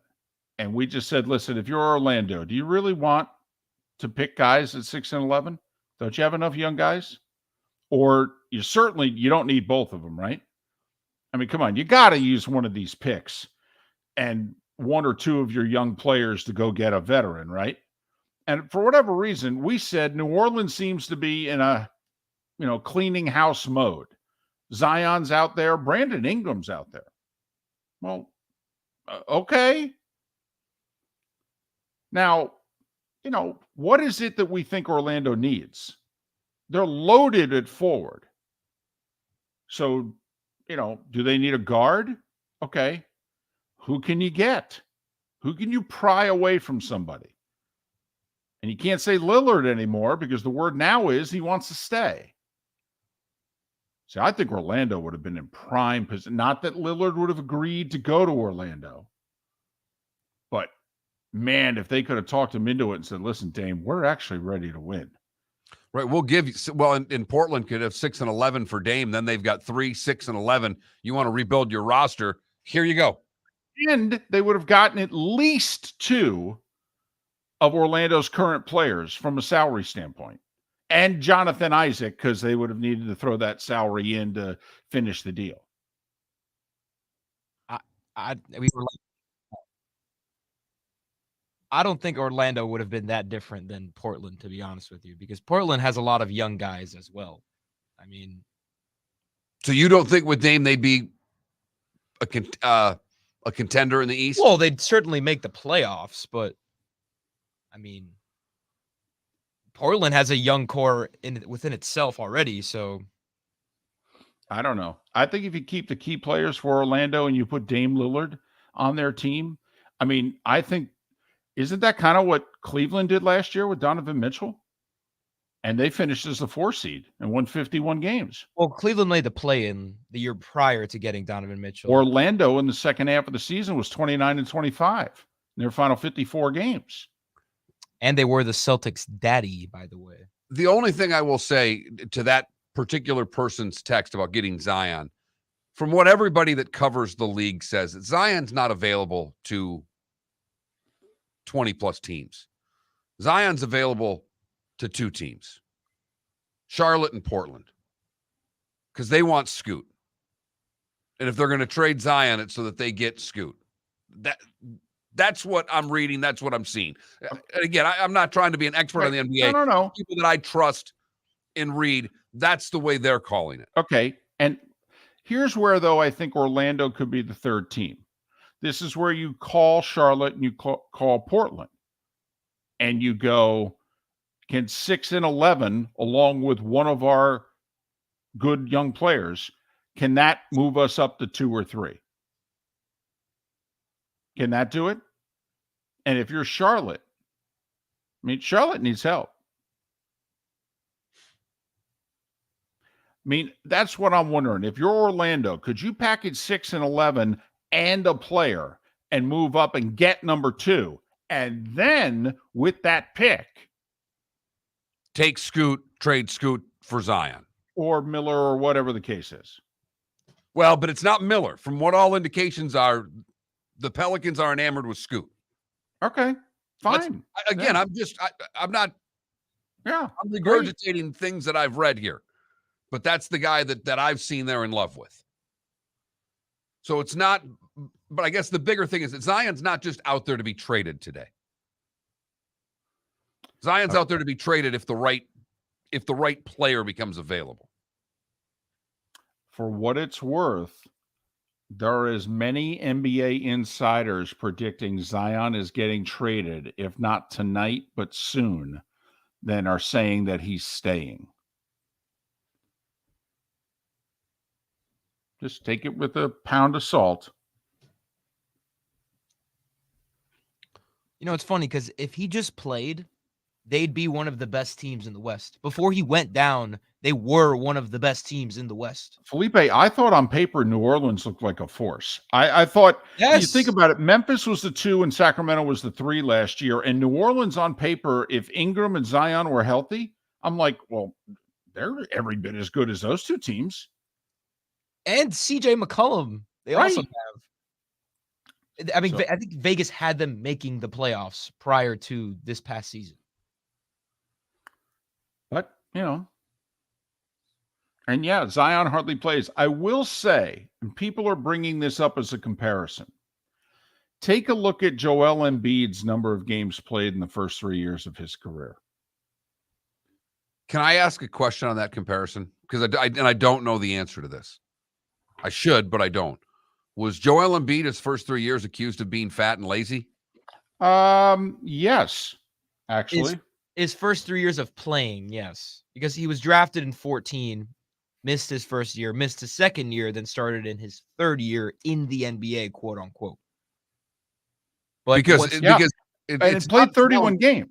Right. So in his first 3 years, he played 31 games. Didn't play 31 games. By the way, he's never played more than 68 games in a season. In fact, I'm thinking about that. That's a new full season. 68 games might as well be the new full season in the NBA. He's played how many years in the NBA? I think he just played his 8th season in the NBA. I think, technically his 9th, right. I believe. Yeah. He's never played more than 68 games. Now that they've established how many games you have to play for the awards, which is 65, only in 2 of his 9 seasons has he played enough games to be able to win any awards. So people are making the Zion Embiid comparison. When Embiid was 20 and 21, he didn't play. When he was 22, he played 31 games. That matches up, pretty closely to Zion here, who was one and done at Duke. I think the ages are identical. Well, and I think he's about to turn 23, or he just turned 23, Zion. Yeah, he's turning. He'll be 24 in next season, which will be his 5th year. Right? And Embiid was 24 in his 5th year. Now, it was easier for Embiid to beat the fat allegations and people calling him out of shape because he is 7'1". Now, Zion is 6'6", and he relies on his athleticism a lot in his play and his strength, and he does have a lot of ball skill, but... No. Yeah, one guy's a center, one guy's a 5, one guy's a 4. Got it. But, both injury-plagued, okay, fat and lazy. The comparisons were there, but Embiid was never questioned off the court behavior the way Zion is now being questioned. Correct. And the large part, so they're not worried about any of the off the court stuff with the women. They're worried about the off the court stuff with the donuts. I mean, they are. They're not. We asked Keith Garrity. We asked Pat Garrity. They don't care about that. You may care about it, but they don't. They care about his health off the court. And I'm just going to throw this out there as to why. Because do you really think Zion's the only guy in the league, okay, who's got women problems off the court? That's why Keith Smith yesterday was so dismissive of, that's not an issue. Because if that's an issue, well, then we got 90 guys that we got problems with that. It is a little embarrassing, though, how blatantly, I guess, overweight he looks. He was in a Mountain Dew commercial, sipping Mountain Dew, looking like that. I mean, come on now. Come on. So you're more embarrassed by his fatness than his extracurricular activities? Yes, because he looks like post-retirement Charles Barkley.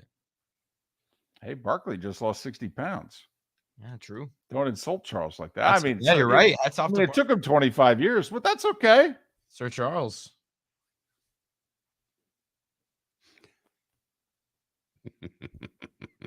But that's why I think a lot of people are like, yeah, could you give me Brandon Ingram? I don't need to worry about this headache. Let somebody else deal with Zion. We have Pat Kirwan coming up on the other side. Our 8 o'clock hour. Jake Chapman as well, the voice of the Orlando Magic, will join us in the 8 o'clock hour. Miller and Moulton, we thank you so much for listening right here on the Florida Sports Network. Ladies and gentlemen, once again. Hi. Excuse me. Hey, the line starts back here. Ma'am, if your party's not here, you're going to have to go around again. If you had the opportunity to avoid all this, wouldn't you? Salt Live is the official transportation provider of the Miller and Moulton Morning Show, making your trip to and from the airport seamless and stress-free. Salt Live is supported with the help of local partners like the Bayfront Inn. Gather your family and friends and enjoy a leisurely day on the water with a pontoon or deck boat. If you prefer to explore the waterways without a motor, the Bayfront has canoes, standboards, and kayaks. At the end of your journey, enjoy lunch or dinner at the Bamboo Tropical Bar and Grill. The Bayfront Inn, something for everyone on 5th Avenue in downtown Naples. BayfrontInNaples.com. When you need a ride, book with Salt Live Transportation, 308-8686, or book on saltlivetransportation.com. David Moulton for Napa Auto Parts, and Napa Filters. Insist on Napa filters for your vehicles, or if you're a do-it-yourselfer, only buy Napa filters. Napa has a filter for almost anything on earth that moves, whether it's motorcycles, foreign and domestic cars, vans, SUVs, earth-moving equipment. You get the idea. Napa Auto Parts, Napa filters. Insist on them for your vehicles, or if you're do-it-yourselfer, only buy Napa filters. Located on the East Trail, locally owned Naples Tiki Bar and Grill is an outdoor eatery next to the Hitching Post Shopping Center. Island-inspired food with a true tiki theme. The best place in Naples to enjoy the beautiful weather in Southwest Florida. The Naples Tiki Bar and Grill offers a great menu for dine-in or takeout. Enjoy our famous pulled pork, huge burgers, and tiki bar cocktails. Don't miss happy hour every day from 3 to 6, and live music 7 days a week. See you soon at the Naples Tiki Bar and Grill, 11498 Tamiami Trail East. Miller and Moulton here for the Clutch Vodka Play of the Day.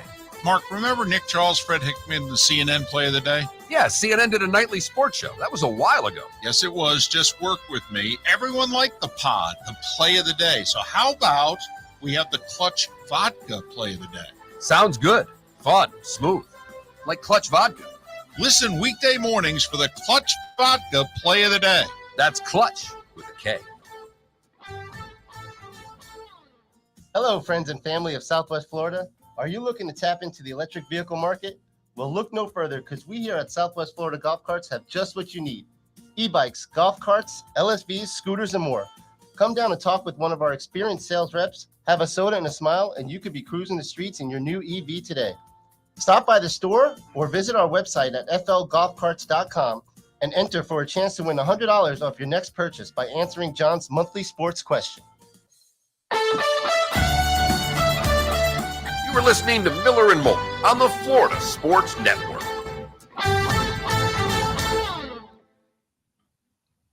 Good morning, fellas. Good morning, Pat. Hey. I always like when I say good morning that you hear me and I hear you. Exactly. It's like a big treat for me because we've had a couple of bad days lately, and I think it's been my headphones. Like I threw out a bunch of them. How are you down for hockey this week? I just came back yesterday. I was down all, the last 7 days. How'd it go? Great. It was phenomenal. I mean, that Ryan Vesey does some job. And they just very well done. Everybody, the parents, they heard a lot of freaking truth from the college coaches about the reality of hockey scholarships. The parents have no clue. There's a guy next to me during they had a reception, and I said, "You see all the coaches in those benches up there getting ready to answer questions? They're all Ivy League coaches. Not one of them has full scholarships, so just don't worry about it. You're paying to go to those schools." How do you know that? I said, "Well, I had 2 athletes in the Ivy League." He goes, "Well, don't some of these big donors help out?" I go, "Well, no.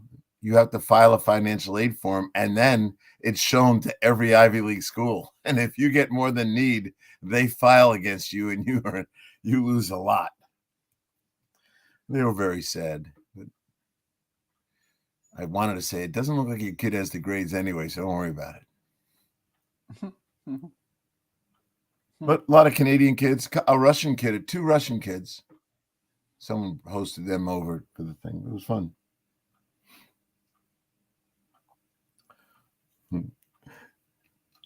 My guy Brady's very close friends with Cole Brindley, Ryan's youngest son. I was talking to Gavin for a while. He was there getting ready for the draft. Yeah, he's going to be a first-round pick now. Yep. And it was just fun talking to him about the whole process. And he's got CAA as his agent, which is good. That means they know he's a first-round pick. They don't take guys that they think aren't going to be first. They're very well connected. But I said to Brady, I said, no, there's your buddy Cole. And they weren't on the same team. And I said to Brady, I said, you got to play him twice. You got to get a goal off Cole. If you get a goal off Cole, I'll give you $50. 1 minute to play in the last game, he got one from 62 feet out. And Cole said, they're bullshitting. And Brady turned to me. I'm in the stands. And he just waves 5 fingers at me like 50 now. Oh, you're great fun. Then a lot of friends I know that. And I know so many guys now. It's ridiculous. I didn't see Trevor Daly. He's almost always around. That's a good guy. What are you guys talking about today? I got on late here. I was driving. Pat, not much. We're banging through segments right now. Although a guy announced his retirement yesterday. He's the executive director of the College Football Playoff Committee. And it led Mark down the road of what's the best cush job in sports. I want to be a bowl director. I want to run the Sugar Bowl. Guy gets paid $600,000 a year for one game. Yeah. Sounds like a real good deal. It's a really challenging question. We got 15 seconds. I wish I asked myself that question 30 years ago. I would have got that job. God damn it, a little late with the Q&A here. It's a little late for us too, Pat. It's never late for a GM in waiting. Never. Even your boy Troy Aikman says he's too old. What does that make you feel like?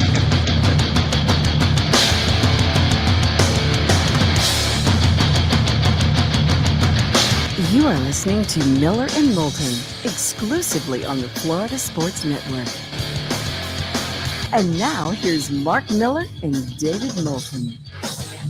Top of the 8 o'clock hour on this Thursday, our final live show of the week. Final hour along the network in Lake City and surrounding areas, Tampa, St. Pete, Port Charlotte, and Venice. The bonus hour awaits in the 239 at the top of the hour. Miller and Moulton, Florida Sports Network, floridasportsnetwork.com.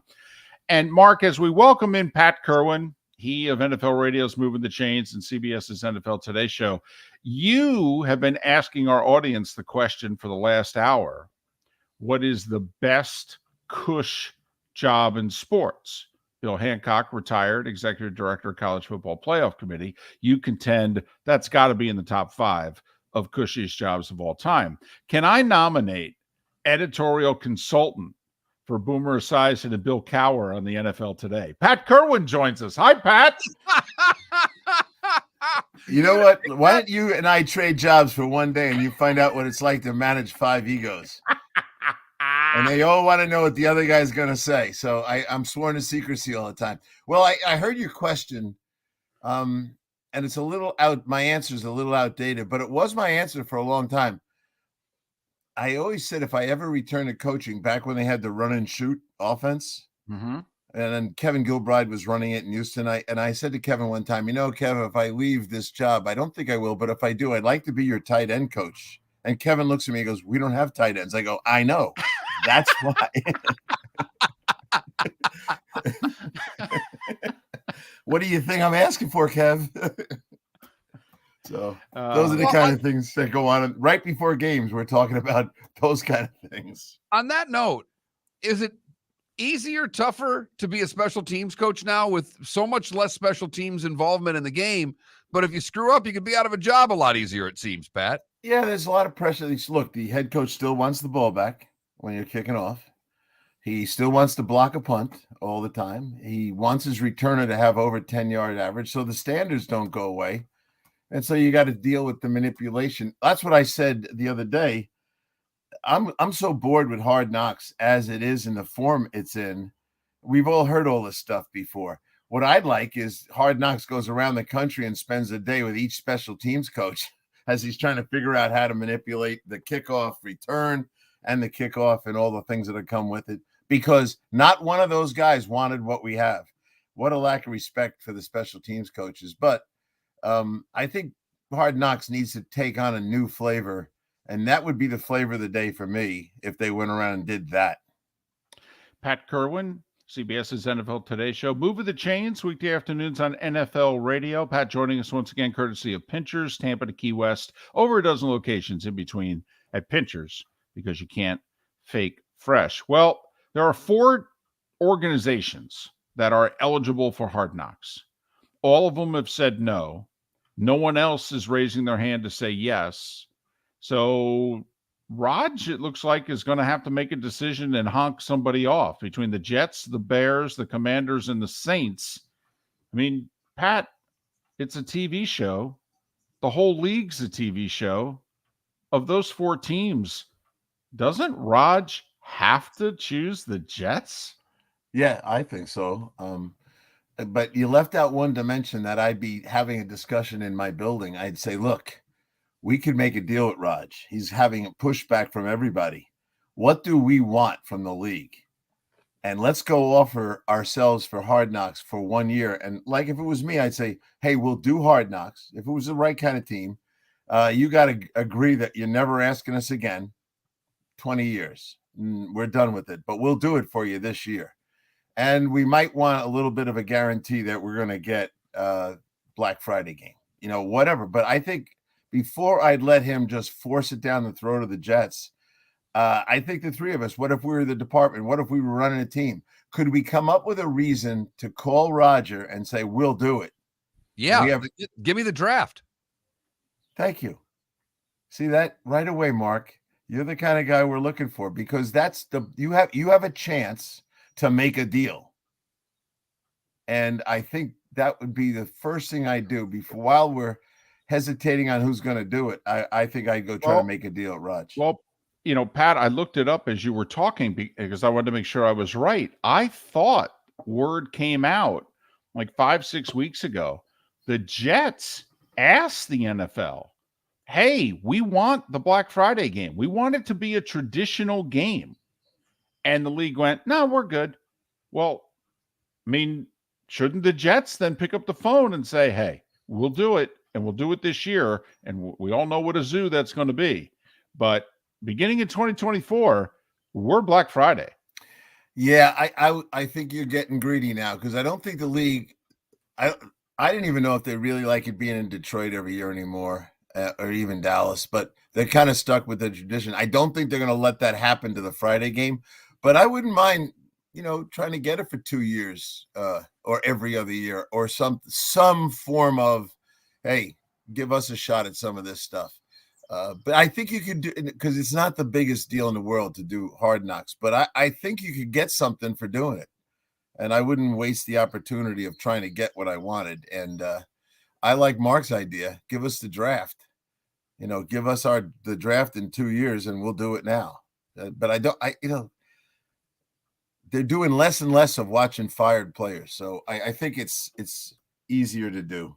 Well, and for those that weren't a part of our discussion earlier in the week when we talked about the whole Hard Knock situation, Mark, we went through the criteria as to who's eligible.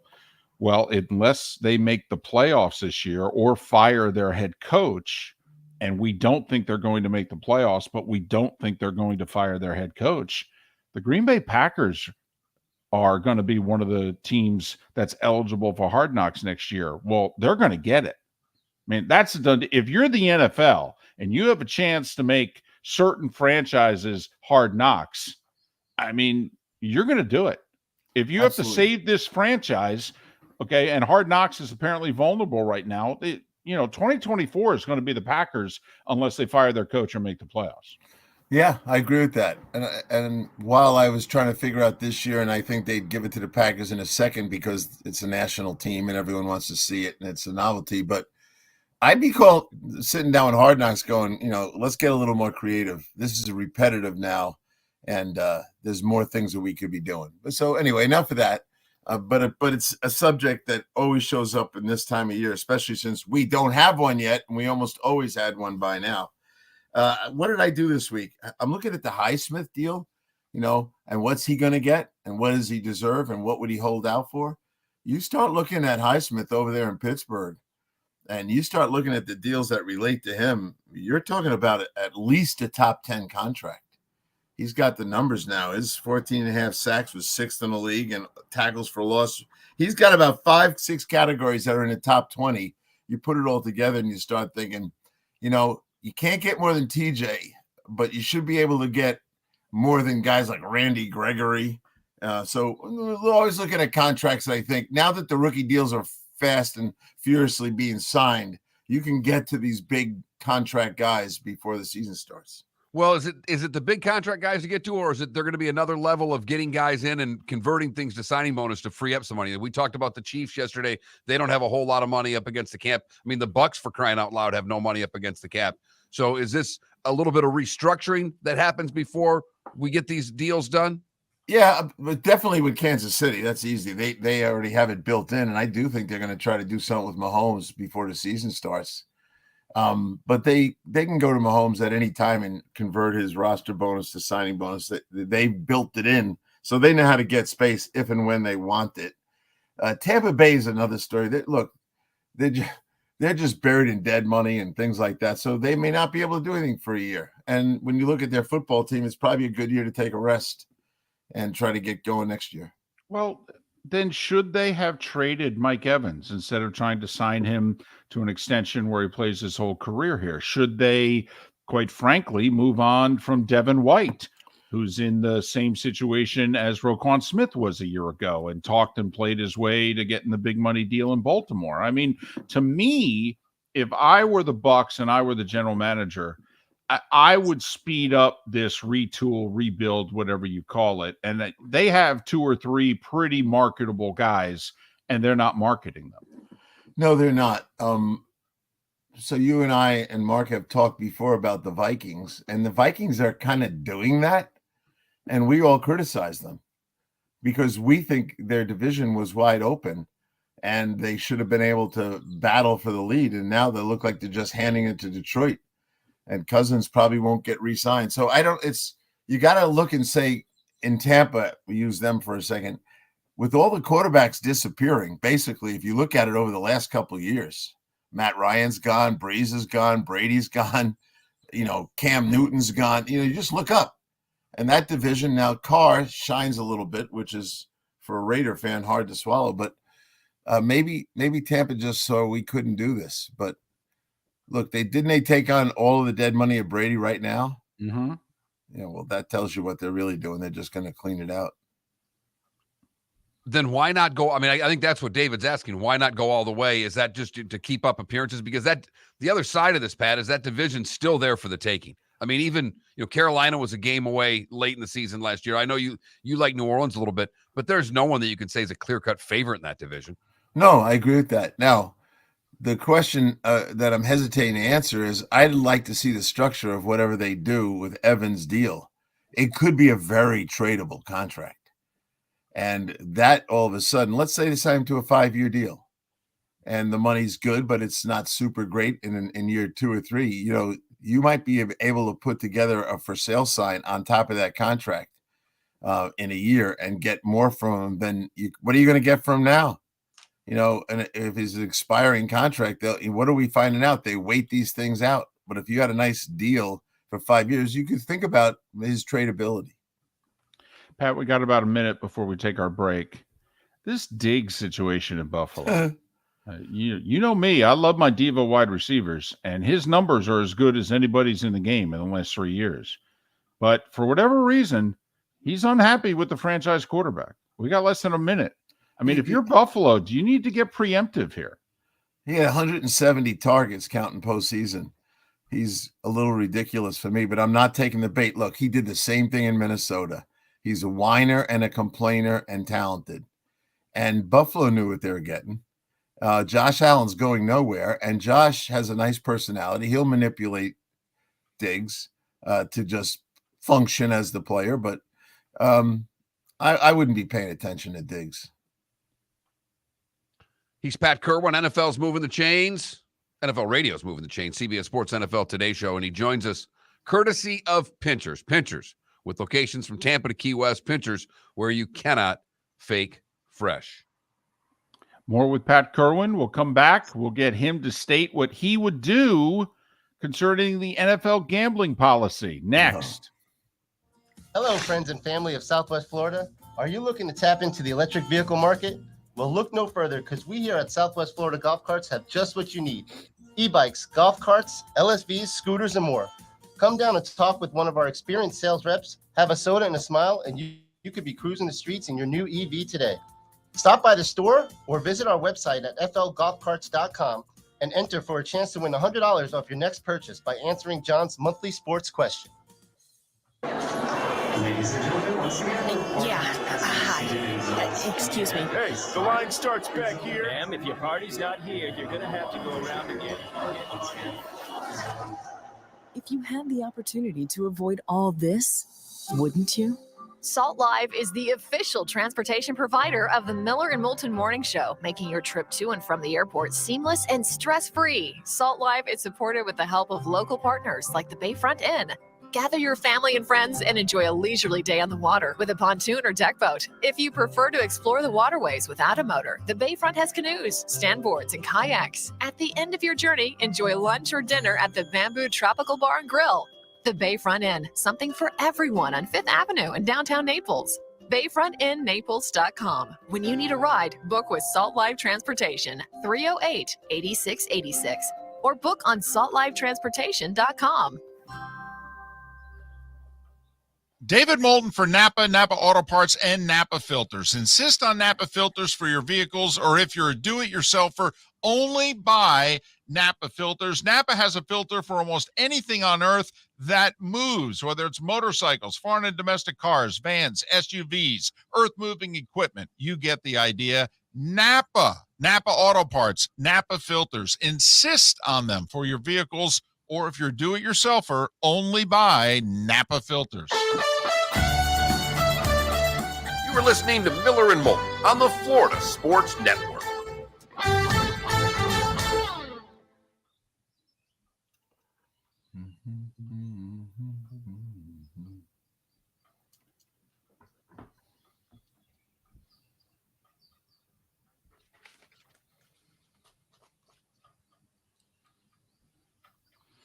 You doing anything for the 4th? Working.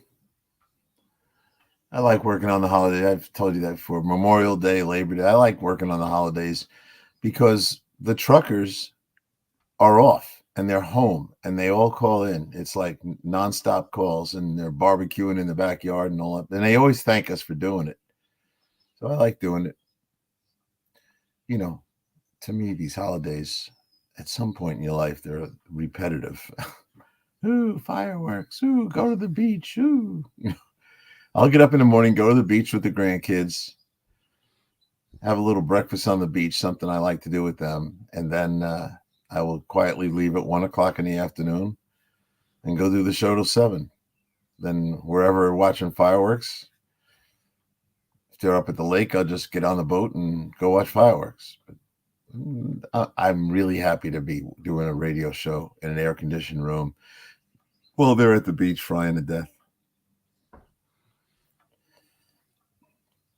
But I like to kind of make them all American days. We play a lot of patriotic music, and they all love it.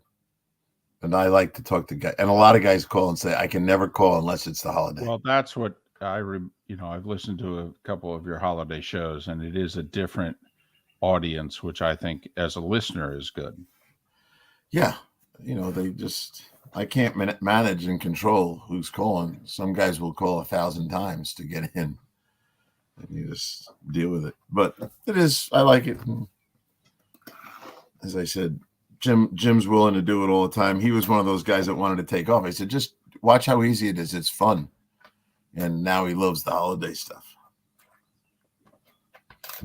Hey, I see ESPN's fired my man Keyshawn. Oh, well, we called that about a month or so ago with and we're hoping it's going to help us try to have other stations pick us up. Yeah. But we knew that the changes they were making, they were getting rid of Max Kellerman, and Jay Will's contract's up at like the end of the summer. And the word was they haven't even negotiated with him. So then it was a matter of, well, okay, you got one contract to eat here, and it's Keyshawn's. So, reportedly they're getting rid of 2 or 3 people that have been a part of Monday Night Countdown and all that. Steve Young. Yeah, well, and I've even heard Susie Colbert's in trouble. Heard that too. And so, do they move Keyshawn over to Monday Night Countdown? What I think is interesting now is that Keyshawn's in LA, which is where Fox Sports and Skip Bayless are, and could basically ESPN and Fox make a trade. ESPN gets out from Keyshawn's contract, which apparently is like $4 million a year, which is absurd. Okay. And which he then just goes to be Skip's guy. And, for him, first off, he's getting up later. I mean, he's been doing a show live at 4 a.m. LA time. Yeah. 3 a.m. LA time. Yeah. I know Keyshawn very well. I just don't know if there's real opportunity chemistry wise with him and Skip. Right. Well, also, like Shannon worked, so that he could be an expert on other sports. Shannon is an expert on other sports. Right. And I don't think Keyshawn will put in the work. But I don't think it would have a spark to it. I think it would be the Skip show with Keyshawn. And I like Key a lot, but I don't know where that would go. So I think they're going to move him over to Monday Night Countdown or try to buy him out. Yeah, I think that's probably their What's first their choice. morning show going to be? They don't know, but they don't care. Well, it's going to be at least pennies on the dollar. Mm-hmm. No more big name, no more big salaries. Willie McGinnis got in trouble again? Really? I didn't see that. Yeah, I think he got in another fight. The first one was at a restaurant. Here we go. One's at a gym.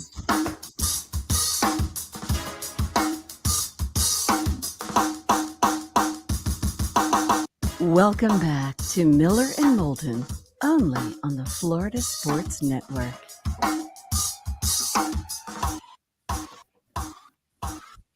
"21 minutes past the hour. Our remaining moments with Pat Kirwan. He of NFL Radio's Moving the Chains, which is weekdays 3 to 7 Eastern. He's also part of CBS's NFL Today show, and they've got the Super Bowl this upcoming season. Pat joining us courtesy of Pinchers, Tampa to Key West, over a dozen locations in between Pinchers, because you can't fake fresh. The NFL on Tuesday made sure to re-emphasize, with everybody covering the league, all the players willing to pay attention, all of their agents who should have been paying attention. This is our policy on gambling. Now, I'm not going to get into what, I don't like, etc., but what would your gambling policy be? Yeah, well, I've dealt with the players on complicated issues, and they don't understand them, or they misunderstand what the thing is. So simplicity is really important. I'm not saying they're ignorant. They're not, but they're lazy. And the agents are looking for wiggle room out of problems. So for me, it's absolute. And I had a lot of feedback that people kind of like my way, but mine is no gambling on any sports for any employee of the NFL, period. If you do it, you're not suspended. You're out for life, and there's no way back in. Take it easy, career over, because this league, the thing that can destroy the NFL is when the fans believe, and you can't convince them otherwise, that players are gambling on the games? Year-round, Pat, or just during the season? I mean, this mean they can't go to the horse track? I don't want them gambling on anything while they're under contract to me, and the league has the right to do that, so they ought to do it. They don't have to be nice to them. They have to protect the shield, and they don't protect the shield. And this is the most important one for them to do because the fans don't trust the officials. The fans don't trust Park Avenue. And if they think the players are gambling, that's what will destroy the National Football League. It'll look like, I don't know, pro wrestling to the average guy after a while. So I'm putting my foot down, and everyone, here it is. It's one sentence. You can't gamble at all while you're under contract to the National Football League. And if you do, you're fired for life, period. So this is all sports, right? This is not just NFL. One more time. All gambling. I don't know how hard it is to say. All gambling. Like you said, agents are looking for wiggle room. The players are lazy. I'm being a player or an agent here. I'm just wanting to make sure. Be a GM and tell me what you do then. Pat, you were around this.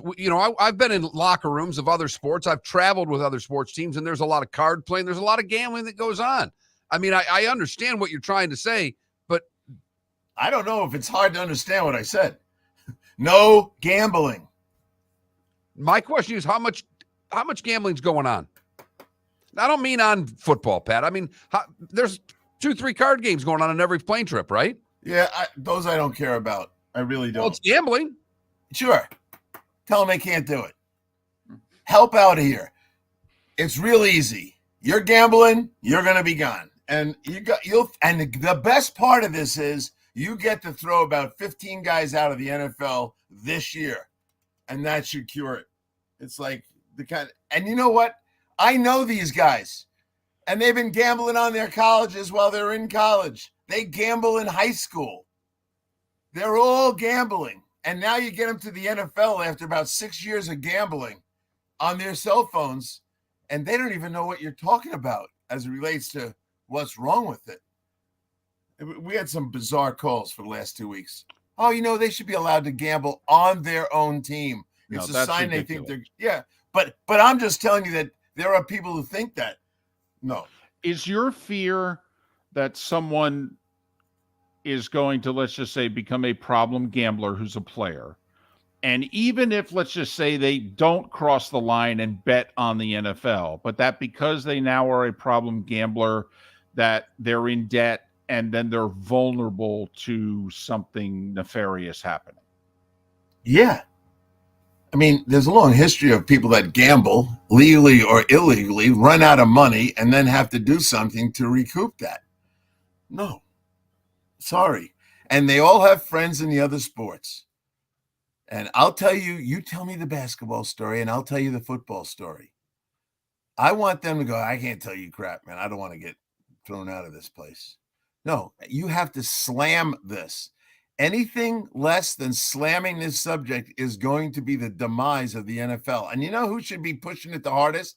The networks. They love the NFL. They need it to be as credible as possible. And it's going to lose its credibility. While they're taking all the money from the different gambling. Right. I don't care about that. There's a difference between a fan and a player and a coach and an equipment manager. Oh, those equipment guys. You think they got the info? They all got the info. Absolutely. No. Everybody is under the watch, and you're going to be fired. For life, also. No chance. No, I know how you are. You like an appeal in a year. Forget all that garbage. Well, and that goes, and obviously I know this, what you mean. This goes to the front office. This goes to the guy selling tickets. This goes to the guy selling suites, because if it's got to be the players, it's got to be the entire team. It's got to be the entire league, right? Yeah, and I'll take it to the places I know where the biggest vulnerabilities are. If you, as a club, have your own limousine service that are employees of yours, those dudes know what goes on. They're driving the players around. They're driving the head coach to the airport who's on the phone in the back of the car. All those guys count. Now, the one group that doesn't count, in my mind, is a big argument I had with Jim, is unemployed players. If you're no longer under contract And I don't even care. Like I said to Jim yesterday, I said, Jim, he started to say, well, the guys that I think they're staying in shape, they want to get back in. I go, you know how many guys you're talking about? 1,000. The whole XFL, the whole USFL, and the 800 veterans that don't have a job yet. You know what? If you're unemployed, because they'll win that one in court. But if you've got an NFL contract on any level and you are caught gambling, you're gone. I just wanted you to say it out loud because we were speaking on your behalf and we were saying that your policy was draconian. And I just wanted to make sure that you would state it and realize that actually it's to the right of draconian. So I just wanted everybody to hear it. That's Attila the Hun was my next door neighbor once. Somewhere between Mussolini and Attila the Hun. Is that your policy on gambling? But I see, unlike yourselves, I really care about saving the NFL. And I know anything less than what I said is going to create doubt in the fans' minds. Fans, you do whatever you want. You go have a good time. You gamble all you want. I could care less. You're an adult. Pat, we've got about 90 seconds left. There was Paul Hornung and Alex Karras got kicked out of the league for a year for betting on the NFL. They're Hall of Fame players, by the way. Hornung was a part of a team that had already become, was in the middle of a dynasty. Okay. And the league did just fine. I mean, don't you think if a couple of prominent players were kicked out for a year for gambling, do you really think it would lead to the demise of the 800-pound gorilla? I would love for the most prominent NFL player to get caught and shown the door and scare the living daylights out of everybody else. I don't want to keep firing practice squad dopes. They could have came down a lot harder on Ridley. They should have. Yes. I'm in agreement with that. I mean, he bet on NFL games. He bet on his own team. That's the worst thing that you could do. He's Pat Kirwan, CBS's NFL Today show. Listen to him weekdays 3 to 7, Moving the Chains NFL Radio. And he joins us once again, courtesy of Pinchers, Tampa to Key West, all points in between. Pinchers, because you can't fake fresh. Pat, be good. Have a great weekend. We'll talk next week. Yeah, and do me a favor when you have the next time you have a show, put my idea up there and see what the vote is. I'll bet you I slaughter any other concept. Oh, we know. I can't. My best friend hates my concept. Hello, friends and family. I thought I was your best friend. Are you looking to tap into the electric vehicle market? And you hate my concept. Yeah, Southwest Florida golf carts have just what you need. E-bikes, golf carts, LSVs, scooters, and more. Come down and talk with one of our experienced sales reps, have a soda and a smile, and you could be cruising the streets in your new EV today. Stop by the store or visit our website at flgolfcarts.com and enter for a chance to win $100 off your next purchase by answering John's monthly sports question. Miller and Moulton here for the Clutch Vodka Play of the Day. Mark, remember Nick Charles, Fred Hickman, the CNN Play of the Day? Yeah, CNN did a nightly sports show. That was a while ago. Yes, it was. Just work with me. Everyone liked the pod, the Play of the Day. So how about we have the Clutch Vodka Play of the Day? Sounds good. Fun. Smooth. Like Clutch Vodka. Listen weekday mornings for the Clutch Vodka Play of the Day. That's Clutch with a K.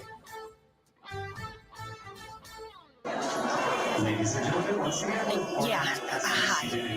Excuse me. Hey, the line starts back here. Ma'am, if your party's not here, you're going to have to go around again. If you had the opportunity to avoid all this, wouldn't you?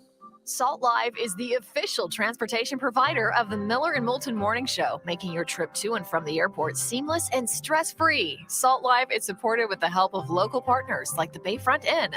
Gather your family and friends and enjoy a leisurely day on the water with a pontoon or deck boat. If you prefer to explore the waterways without a motor, the Bayfront has canoes, standboards, and kayaks. At the end of your journey, enjoy lunch or dinner at the Bamboo Tropical Bar and Grill. The Bayfront Inn, something for everyone on 5th Avenue in downtown Naples. BayfrontInNaples.com. When you need a ride, book with Salt Live Transportation, 308-8686, or book on saltlivetransportation.com.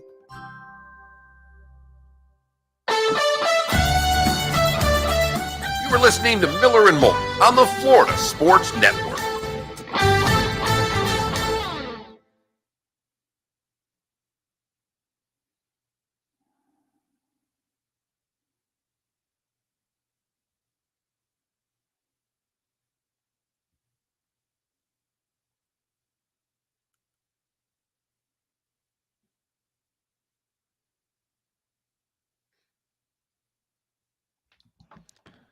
Oh, that was something.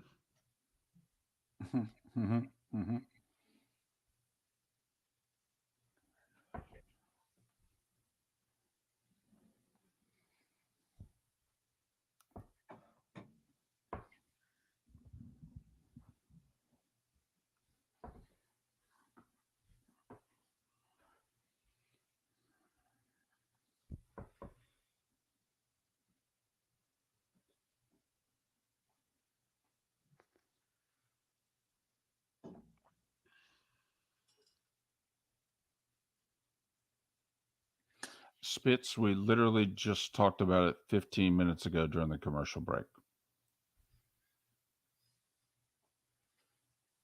So welcome to the show.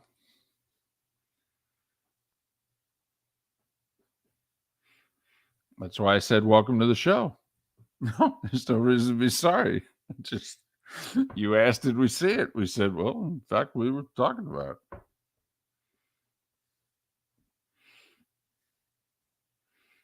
Oh, good for you. You got in early.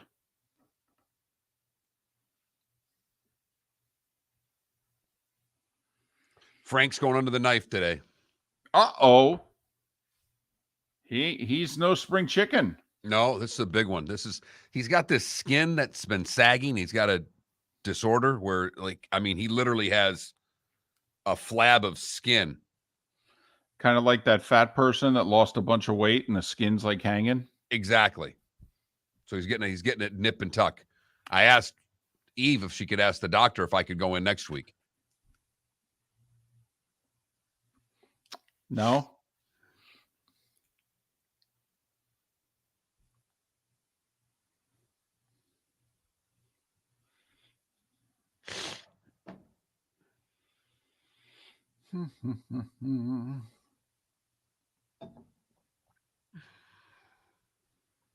What's Frank, like 13? 11, I think. Okay.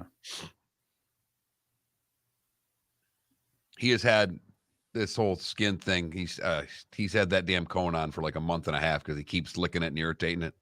Right. And that thing's a weapon. That can take out a knee. When he just kind of runs up to you, boom. Oh, yeah. Thanks, Frank. Look, if Wembanyama's not literally like one of the best 5 players to ever play the game, I don't know if he lives up to the hype. I almost feel badly for the guy. Can he live up to the hype? No. How's that working for Zion? I do have to laugh. There's a promo that ESPN Radio is running nationally, and I think it was Woj who said he's the most hyped prospect of all time. And I'm like, you obviously didn't remember LeBron 20 years ago. He was 16. He was on the cover of Sports Illustrated. The headline read, "The Chosen One." His high school games were televised by ESPN with Dick Vitale and Jay Billis doing the color.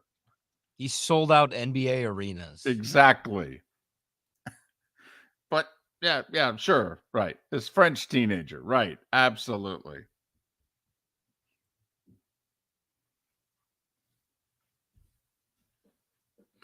Do we have Jake?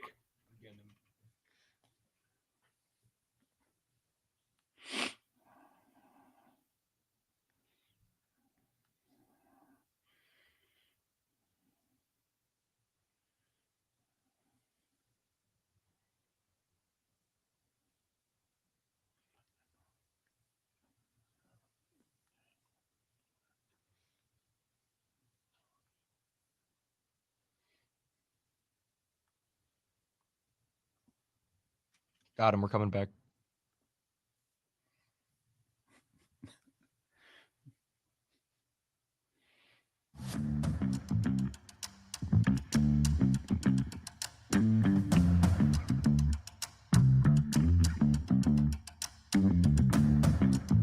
You're listening to Miller and Moulton, only on the Florida Sports Network. 22 minutes till the top of the hour. Miller and Moulton, Florida Sports Network, floridasportsnetwork.com. Bonus hour awaits for the 239, our final segment in Lake City, Tampa, St. Pete, Port Charlotte, and Venice. You know, Mark, usually we have trouble getting guests to come on the show because it's a morning show. But Jake Chapman welcomed a daughter into the world 5 weeks ago. He's been up for hours. He hasn't gotten any sleep in at least 5 weeks. He's the radio voice of the Orlando Magic. Follow Jake on Twitter at Jake Chapman OM. Jake Chapman OM. Jake, congratulations. How much sleep have you gotten in the last 5 weeks? I can't tell. Is this a morning show? Is this after the drive? I don't know what time of day it is right now. I just know that I am awake. No, actually, everything I've heard, I think we've sort of lucked out. She sleeps. Baby girl. I know. Knock on wood, right? That'll change tomorrow, I'm sure. But baby girl came May 19th. Our little Josie. She's been great. And she sleeps at night for about 3-4 hours, just about every night. And then, otherwise it's kind of scattered. But we're doing good, and we're hunting sleep like you hunt 3-pointers in the fourth quarter of a big game. So things are good over here. How are you guys doing? We are doing great. I'm going to give you one bit of advice. I have a 9-year-old. There's a book, and I'm being serious. 12 hours of sleep by 12 weeks. Buy it today and make sure you use what that book says. You will both be very happy parents in no time at all. I'm writing that down right now. Good stuff. I appreciate it. What's the book for the Magic on this? The 6 and 11. Are they going to trade? Are they going to stand pat? What do you think happens with this draft tonight? This is going to be interesting. I think finally, you're in a situation where you've got a whole lot of options to you, available to you. If you're Jeff and John in the front office, I could see any number of situations. I think one of the initial reactions after the lottery that you heard a lot of from Magic fans, because of where the Magic are right now, which is finally we have a bit of a direction. We've got a young core that I think we want to build around, complement, accentuate with all of your moves moving forward. I think a lot of people thought you could trade 6 and 11 to get up to 2 or 3 or 4. And the NBA draft just doesn't quite work like that sometimes. And obviously don't rule anything out, but it's not quite the NFL draft where, you're guaranteed to get a starting caliber player at 6 and 11. This is the NBA, and typically there's only a few difference makers in the draft, and you just got to find your guy, and you can get him wherever, obviously. We've seen proof positive of that the last few years. Nikola Jokic, obviously, Giannis Antetokounmpo. You can get a player outside of the lottery that can change the course of your franchise. But the Magic right now don't need to get too much younger. They've got a young core in place, so I think it would make sense potentially to move off one of those picks, try to package something and bring in a veteran if at all possible. But Jeff Weltman spoke to the media on Monday. He said it takes 2 to tango. So I don't expect anything, and I didn't expect anything too drastic, and this is not just us sort of across the league, to happen until the draft is already underway, until we're on the clock, or until teams are on the clock. And I think those picks at 2 and 3 with Charlotte and Portland are really going to determine how everything else falls, because you got 2 players there in Scoot Henderson and Brandon Miller. Nobody really knows what Charlotte's going to do at 2. If they take Miller, really whoever it is that's available at 3, but if they take Miller and Scoot Henderson, who a lot of people think is the second best player in the draft, is available at 3, then I think you could see a lot of moves. So the Magic, with all of their picks, with salary cap space, not a lot of devoted salary in the next few years, they can do whatever they want. They can listen to phone calls. They can jump in on a 3-team deal. I half expect them to be involved in some of the deals that we've already heard about. I would expect the Magic to make some moves over the course of the next few weeks, maybe tonight. And so I think, a lot of options there. And then look, if you stand pat and take 2 players at 6 and 11, then I think you're just adding to a young core. And I would say, and this is a long way to answer that question, I would say shooting, no matter what, is going to be a priority if you make those picks. You got to figure out a way to get some perimeter shooting and to help these guys on a roster. Well, that's, Jake, where I was going to go next. I mean, Orlando needs guards, don't they? That you're pretty set. You've got good young forwards and wings. You need guards, don't you? That whether it's drafting, whether it's packaging picks and players. I mean, doesn't Orlando need to add an impact guard? I think so. Here's what's interesting. So you got these 2 players in Cole Anthony and Jalen Suggs who will be heading into years 4 and 3 respectively. You don't have a long-term commitment with Cole Anthony right now. He's kind of profiling like a six-man, like an offensive spark. Jalen, I think, depending on what we see with Gary Harris, will slide into that starting shooting guard spot next year. Jalen has played about 50 games in each of his first 2 seasons. So the first thing Jalen needs to do is stay on the floor. And then we need to see improvement like we saw last year. All of his percentages jumped from year 1 to year 2. You expect to see that with guards. I think both of those guys can be a very big part of this thing long term, and that includes within the starting lineup. But I think you're right. I think the only thing that you really know for sure is that this team is Franz Wagner's and Paolo Banchero's. And I should probably reverse that. It's Paolo's and Franz's team. That's your 3 and your 4 moving forward. So you're going to want to bring in, I don't like the idea of having Franz defend shooting guards every night and guys with the ball in their hand. You want to try to limit his exposure defensively, I think.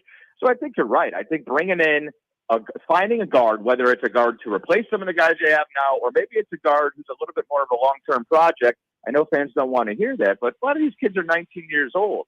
You bring in a guy that maybe eventually is Markel's replacement, or a guy that eventually is ready to slide into that starting lineup, then I think that's probably what you're thinking. You're pretty good long-term at the forward spots, like you said. So I think you've got some openings there. And if they could shoot the rock, then all the much better, because Paolo and Franz are going to get most of their work done close to the bucket. So you need guys spacing the floor with them. Is there somebody you like if they stay and put at 6? I keep seeing this Thompson kid linked to the Magic, Azur Thompson. But is there someone you like or that you're looking for them to take if they stay at 6? It's interesting. The last thing everything I've been hearing is that both Thompsons might be off the board now at 5. And I shouldn't say everything I've been hearing. It's kind of the latest scuttlebutt out of Detroit is that they're very interested in Ausar Thompson and Ausar Thompson, the other one. I think Amen's going to go a little bit earlier. I watched a lot of Anthony Black at Arkansas, and this is just obviously I'm not at all plugged into our front office. They've got some pretty buttoned up stuff going on right now. I just watched a lot of Arkansas this year. I love Eric Musselman. I thought Anthony Black is a guy. He's a perfect example of what I was saying. Is he going to come in and be ready to help you make a playoff push next year? No, it's going to be a developmental year for a kid like that, but great body. And he is the type guy who has maybe the best basketball IQ of anybody in the top 10 lottery.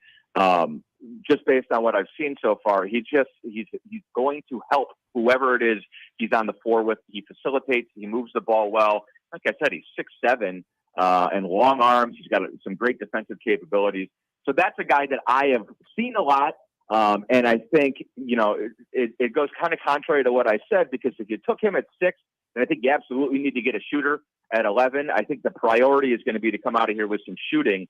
But he's just one guy I kind of can't shake. I'm always a sucker for those guys who look like they've been playing NBA basketball for 4 or 5 years. And that's what I see when I watch Anthony Black and that Arkansas team this past year. Well, the 2 best shooters that I've seen from all the people saying, if you need a shooter, this is who you should get. You got Jordan Hawkins from UConn, who was 50% from beyond the arc in the tournament. And you got Grady Dick from Kansas.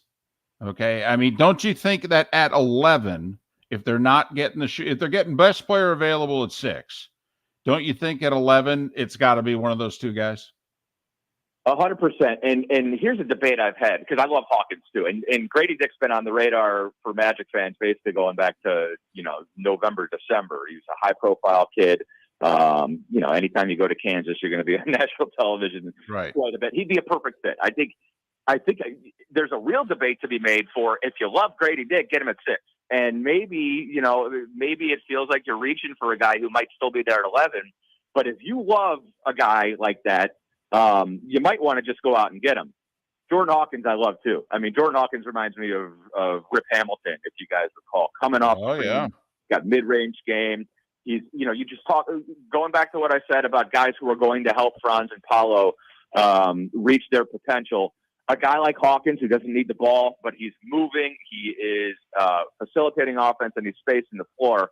I love all of that. So, and I do think Hawkins definitely will be there at 11. And then the other guy, when you're talking about shooters, is Taylor Hendricks. And yes, he's a forward, but he is a floor spacing 6'9", great athlete, might have some really good defensive potential, including potentially protecting the rim, and maybe even, sort of the defensive role. And I don't want to project him too much, but you think about a 6'10" guy who can defend the floor and defend the rim. That's what a healthy Jonathan Isaac does. And so if we're able to package a jump shot into a Jonathan Isaac type defensive potential, I think that is why everybody's so excited about a guy like Taylor Hendricks too. So yes, he is a forward, and yes, we have forwards, but in this league, you can never have too much size, and you can certainly never have too much shooting. I think Hendricks is intriguing as well. And yes, and a standout at UCF, and fan bases usually like local guys. It's tough to lose a draft when you take a local guy. He's Jake Chapman. He's the radio voice of the Orlando Magic. Follow him on Twitter at Jake Chapman OM. Jake Chapman OM. Jake, thanks for making time for us. Make sure you get that book. Mark, what is it again? 12 Hours of Sleep by 12 Weeks. I recommend it to every new parent out there. I already placed the order on Amazon, guys. It's on the way. There you go. It'll be the best $15 you ever spent in your life. Jake, boys. We'll talk soon, okay? Thanks, Jake. All right. Enjoy tonight. Jake Chapman, radio voice of the Orlando Magic. They need a shooter. They're in the bottom 5, 6 in the league, and all the metrics from beyond the arc. The Hendricks kid's intriguing because they call him a 3-and-D player from UCF there. I mean, I just think he's an intriguing player in this draft. The first round player UCF's ever had. Do you know who's being talked about for the Heat at 18? Jet Howard. Ooh. Another one that played at the City of Palms Classic. Jawan's son. All right. The thought is he's a first rounder. And, once you start getting into the teens, guys can go anywhere from 16 to 26. So Heater at 18. It's not like the NFL where they do it on where you finish in the playoffs. The NBA draft is where you finish regular season. So the Lakers are picking 17th and the Heat are picking 18th. We don't know if it was a threat or a promise, but back-to-back days, we've given you updates on the NBA draft, as promised and threatened by this show. Whether you were ready or wanting or not.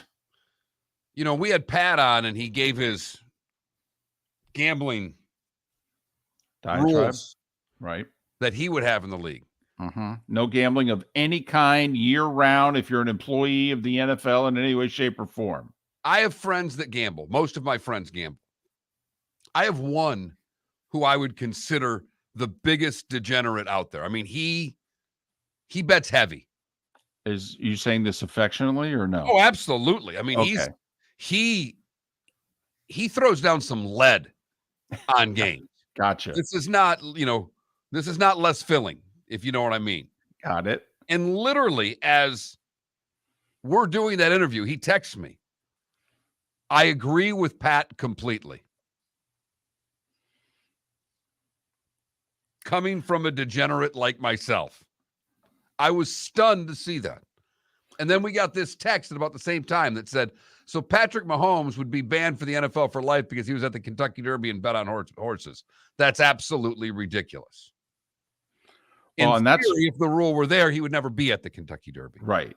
Now, that's why you asked the question, though. You want to know, is this year round? Is it just during the quote unquote season? Like the NFL, in one of their rules, they stipulate, quote, playing season. I mean, they are even distinguishing between, like early August and mid-February. And then, if you're gambling, in March and June, that's a different story. Because obviously you can't be gambling on football during that time. But that's why you asked, so is this casinos? Is this going to the track? How far are we going with this? We didn't ask them, is this lottery tickets? How far are we going with it? So I was just fascinated when something like comes out. I would expect the person who told me that he agreed with it to vehemently disagree. And I'm with what the texter says. So you're telling me Patrick Mahomes is at the Derby. That means he can't play in the NFL. That seems crazy to me. That's why I think playing season's also important. That would allow Patrick Mahomes to go to the Derby. It's May. Not a lot of football in May. Certainly not a lot of NFL football in May. I'm glad you made that distinction. Right. Well, because they're trying really hard to have football in May. Right. There's 6 people that love their spring football. They'll text us and what have you. Even you, I think even you this spring has fallen off of the spring football train. It should work. It's not. Miller and Moulton here for the Clutch Vodka Play of the Day. Mark, remember Nick Charles, Fred Hickman, the CNN Play of the Day? Yeah, CNN did a nightly sports show. That was a while ago. Yes, it was. Just work with me. Everyone liked the pod, the Play of the Day. So how about we have the Clutch Vodka Play of the Day? Sounds good. Fun. Smooth. Like Clutch Vodka. Listen weekday mornings for the Clutch Vodka Play of the Day. That's Clutch with a K. The waterways of Naples are a beauty to behold, and the Bayfront Inn has multiple ways for guests to enjoy the water and have some fun. Gather your family and friends and enjoy a leisurely day on the water with a pontoon or deck boat. If you prefer to explore the waterways without a motor, the Bayfront has canoes, standboards, and kayaks. At the end of your journey, enjoy lunch or dinner at the Bamboo Tropical Bar and Grill. The Bayfront Inn. Something for everyone. On 5th Avenue in Naples. Ladies and gentlemen, once again. Hi. Excuse me. Hey, the line starts back here. Ma'am, if your party's not here, you're going to have to go around again. If you had the opportunity to avoid all this, wouldn't you? Salt Live is the official transportation provider of the Miller and Moulton Morning Show, making your trip to and from the airport seamless and stress-free. Salt Live is supported with the help of local partners like the Bayfront Inn. Gather your family and friends and enjoy a leisurely day on the water with a pontoon or deck boat. If you prefer to explore the waterways without a motor, the Bayfront has canoes, standboards, and kayaks. At the end of your journey, enjoy lunch or dinner at the Bamboo Tropical Bar and Grill. The Bayfront Inn, something for everyone on 5th Avenue in downtown Naples. BayfrontInNaples.com. When you need a ride, book with Salt Live Transportation, 308-8686, or book on saltlivetransportation.com. David Moulton for Napa Auto Parts, and Napa Filters. Insist on Napa filters for your vehicles, or if you're a do-it-yourselfer, only buy Napa filters. Napa has a filter for almost anything on earth that moves, whether it's motorcycles, foreign and domestic cars, vans, SUVs, earth-moving equipment. You get the idea. Napa Auto Parts, Napa filters. Insist on them for your vehicles, or if you're a do-it-yourselfer, only buy Napa filters. Hello, friends and family of Southwest Florida. Are you looking to tap into the electric vehicle market? Well, look no further, because we here at Southwest Florida Golf Carts have just what you need. E-bikes, golf carts, LSVs, scooters, and more. Come down and talk with one of our experienced sales reps, have a soda and a smile, and you could be cruising the streets in your new EV today. Stop by the store or visit our website at flgolfcarts.com and enter for a chance to win $100 off your next purchase by answering John's monthly sports question. You are listening to Miller and Moulton on the Florida Sports Network.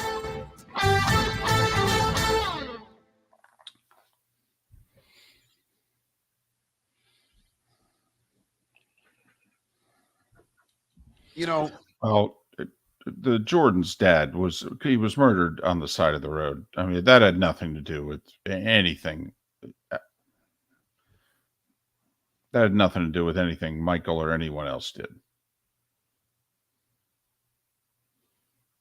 I mean, he went to sleep on he was tired. He pulled over on the side of the road. He went to sleep. He got murdered by a bum.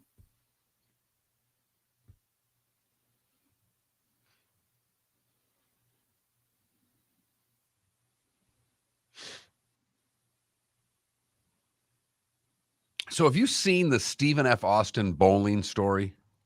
I saw a headline about it, but didn't read it.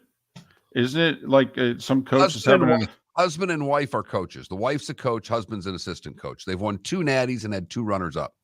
Okay. Assistant coach, the husband, starts sleeping with one of the bowlers.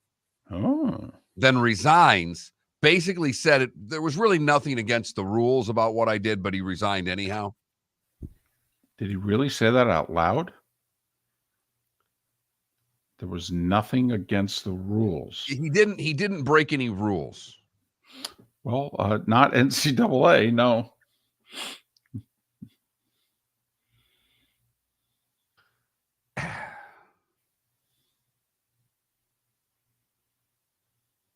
I knew it was kind of a no-no, but there's no rule saying it can't happen. There's not a law saying I'm going to go to jail for something like this. There's nothing in stone, I guess, just an ethics code. Like we frown upon it, but there's no rule. There were no laws broken. Well, it's true. I mean, it doesn't make anyone ineligible, except maybe in your own house. That, and I just saw a thing on Twitter. Apparently at a World Series of Poker tournament, guy wins a hand, goes all in on 10-6, gets a 6 and wins. Martin Cabrejo, who's from the Czech Republic, and they are accusing him of cheating on Twitter, that he marks cards. Like, yep. I mean, Haymuth, and I mean, names are coming out against this guy. That's fast. Like in the article, it says poker players don't agree at high stakes poker players don't agree on anything, and they all want this guy barred. That's interesting. He also apparently taunts, and it's like beyond what they consider to be, what you're allowed to get away with. Right. Well, they've told him not to stand up anymore. Like, you're not supposed to stand up, and he continually stands up. Apparently stands over players before they're placing bets. He apparently is threatening to countersue all these people who are accusing him of being a cheater. Yes. He is running to the highest mountaintop saying, I'm not a cheater, David. I will say that.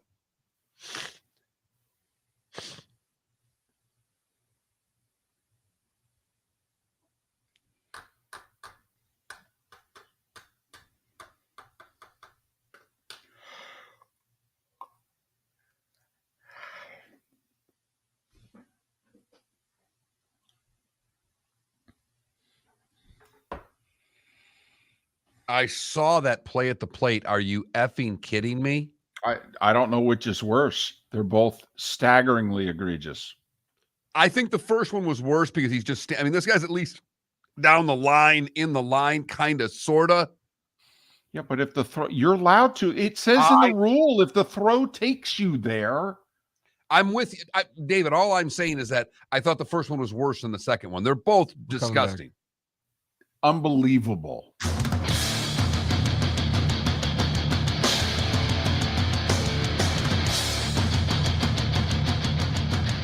You are listening to Miller and Moulton, exclusively on the Florida Sports Network. And now here's Mark Miller and David Moulton. Bonus hour, our final live hour of the week. It'll be a best of tomorrow as we take a 3-day weekend. We'll take a few days, like a handful, off before the football season, which, by the way, is either 65, 70, or 77 days away, depending on what you consider to be the start of the football season. Notre Dame in Ireland against Navy, USC in action. That's 9 weeks Saturday. That's 65 days away.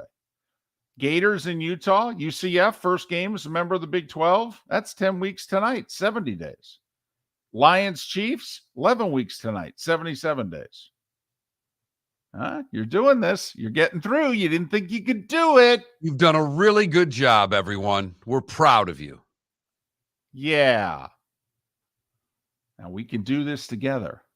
We can even cut this in half. Those of you that consider when guys report to training camp as the beginning of football season. I mean, Miller and Moulton don't, but you may. Well, and if you're a college football junkie right now, particularly if you're a Gator junkie, you've been locked onto Twitter or 24/7 or whatever recruiting service that you pay attention to, because the Gators have had visit after visit after visit of highly touted prospects, and they've been landing their fair share. Yeah, top 10 recruiting class right now, according to 24/7 Sports. That's been a while. Of course, none of these guys are playing this year, and then, they show up next year, and you really expect them to be studs right away. I mean, so, this is all relative. You're going to need to be patient, which you're not. This is not going to happen overnight. Besides, your quarterbacks suck. Okay, cannot say that enough. Watch your spring game again. They're horrendous. You're not going to be good this year.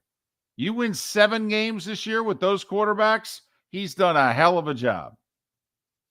I'm going to give you 2 words that are going to be really important to your passing game. Play action. Yeah. And that's because your running backs are really good. It's funny. I was thinking DB falls down, but okay. That's 3 words, so that's probably why yours fit. But anyway, those are the numbers. That's how close we are. It's summer technically also. I mean, yesterday, longest day of the year, over 14 hours of sunlight yesterday. I mean, it's a hot steaming time, baby. Literally. Right. Of course, it's been a hot steaming time for about 6 weeks, but whatever. NBA drafts tonight. All right, listen, you put draft. I mean, I would have probably ended up going to Korea and Vietnam just because I'm a sucker for a draft. I would have been in line and realized, oh, blank, I'm in the wrong one. Wrong draft. Right. Damn. Got me again.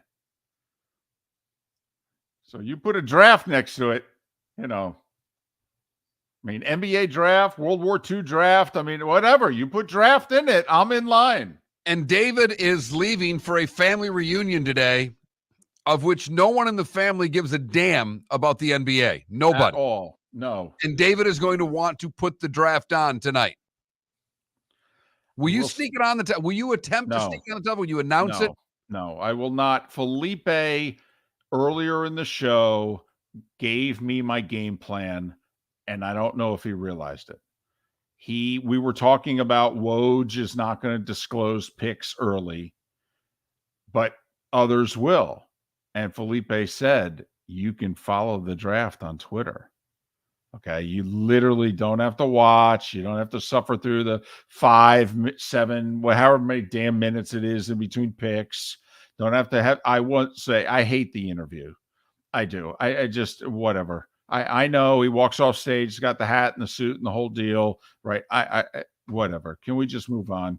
I will say they go for it from a fashion standpoint, much more so at this draft than they do at the end of, even at the NFL than draft. any other draft. Yes. Fashion is on high alert for the NBA draft. Okay. I'll tell you what. I would be willing. Remember the late Joan Rivers? She had that show with her daughter. Yes. Okay. And they critiqued everybody's fashion at all the award shows. I would enjoy, instead of Lisa Salters or whoever just off stage, Malika Andrews, about ready to do the interview, the 19 and 20-year-old kids, I'd almost rather have like an entertainment fashion person. Okay, critiquing the fashion as opposed to how excited are you to be playing fill in the blank? Okay, who do you want to thank? How much of this do you owe to? We got it. Okay, right. Can we talk about the suit? How about the hat? Where the hell did you find that? Get rid of the interview. Yeah. Don't need it. The way that you just described, the way you just dismissed these poor kids, how hard they have worked to get to this point. And you just have thrown it up. You don't want anything to do with it. Oh, come on. We know what they're going to say. Okay, come on. No, because at least 2 of them, I don't want to say will screw up. At least 2 of them will be honest. The rest of them all know what they're going to do and they've been trained, but someone goes off script. And usually a mom or a grandma gets interviewed. That makes my night. That's the one thing I will say about whatever draft it is. At some point, there's enough people at the table. There's a grandma, there's somebody, there's a mom, there's some story there, and they go there. That's worth it to me. No. You want to go mom, dad, grandma? Totally. Don't need to interview the kid or his college coach. Don't need to. And then give me the fashion guy. Absolutely. Totally. That's how I want it to go.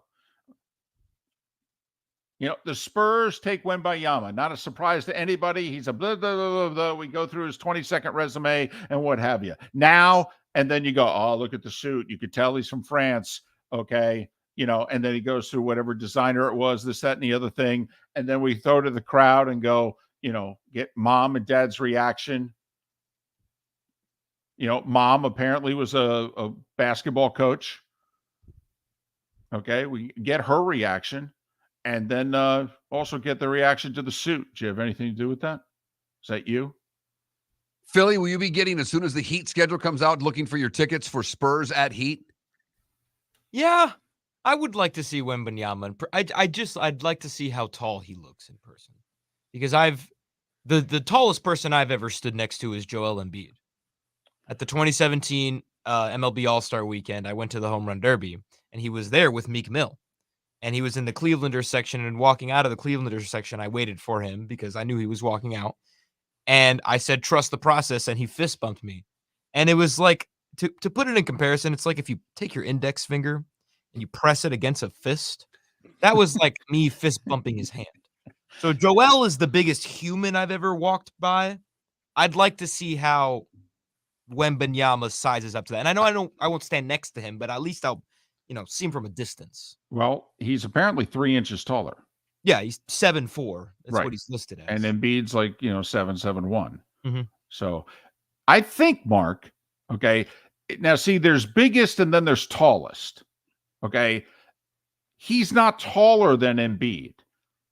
But we at the time, now maybe it's changed for you, Mark, but at the time, we were Radio Row in Tampa and Jonathan Ogden was there.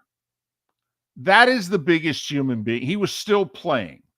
That is the biggest human being I've ever seen. That man was an eclipse. There were people on the other side of him, and there was no evidence of it because you couldn't see them. He hugged Joe Theismann. And we had just had Joe on the show, and Joe had been a friend of the show for a while. And Joe and Ogden hugged, and Joe disappeared.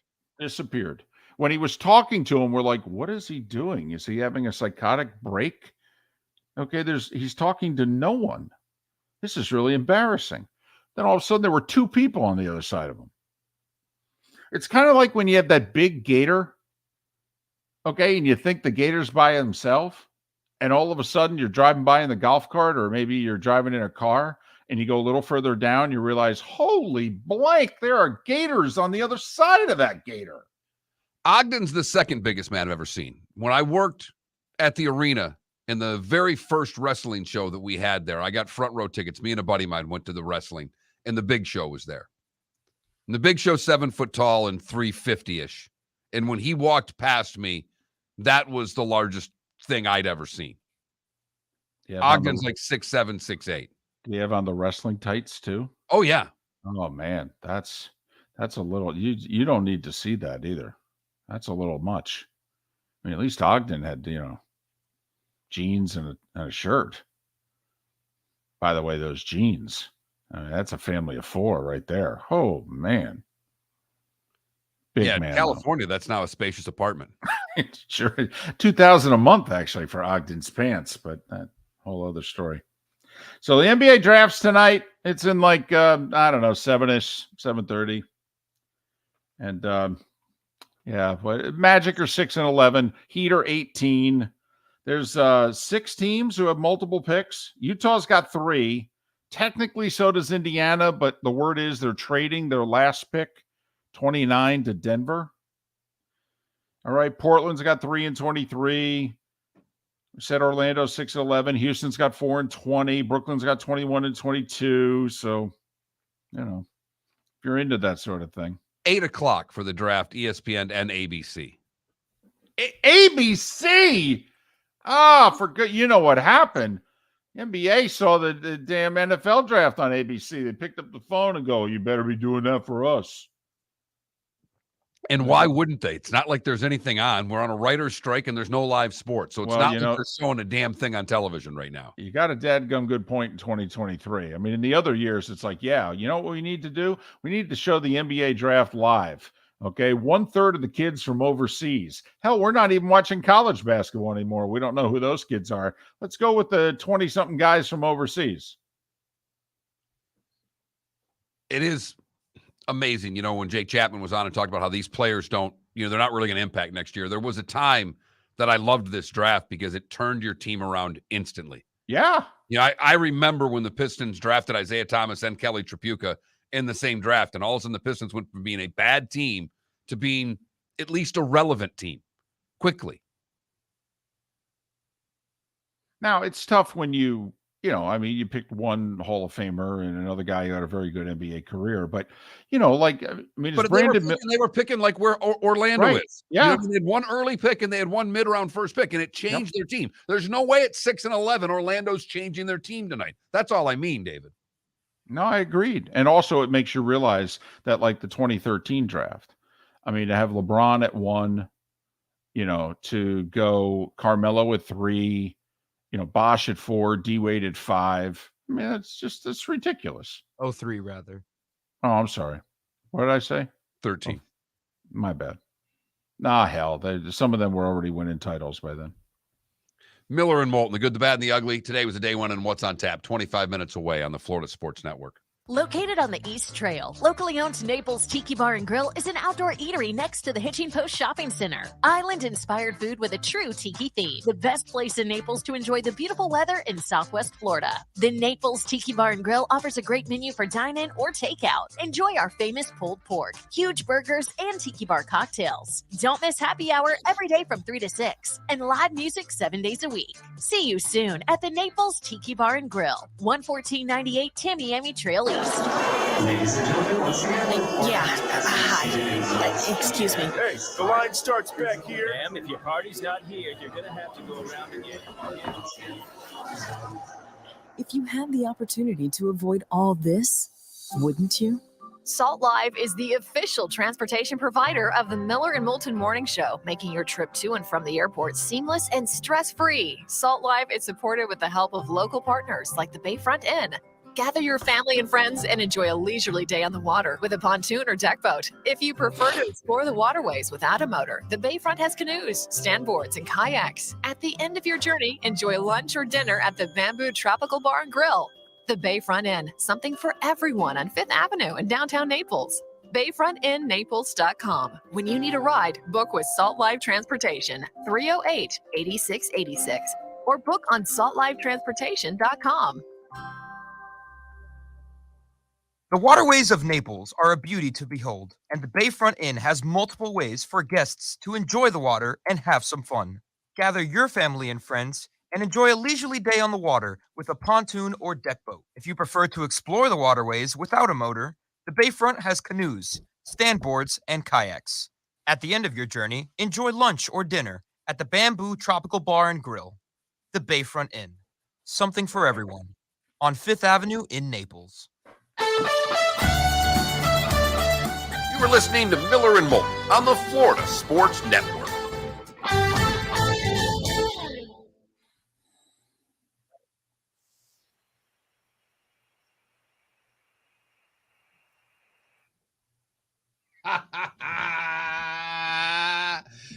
ESPN Plus caught some good hot mics there.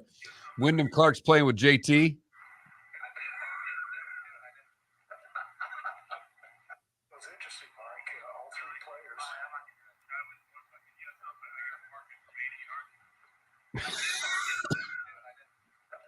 He doesn't seem too pleased either. That doesn't seem like that's funny. No, that didn't seem like, that was not jocularities, if you know what I mean. No, it's funny if you're saying it so that he'll hear it. Right. Okay, because then you know it's a joke. He'll know it's a joke. Right.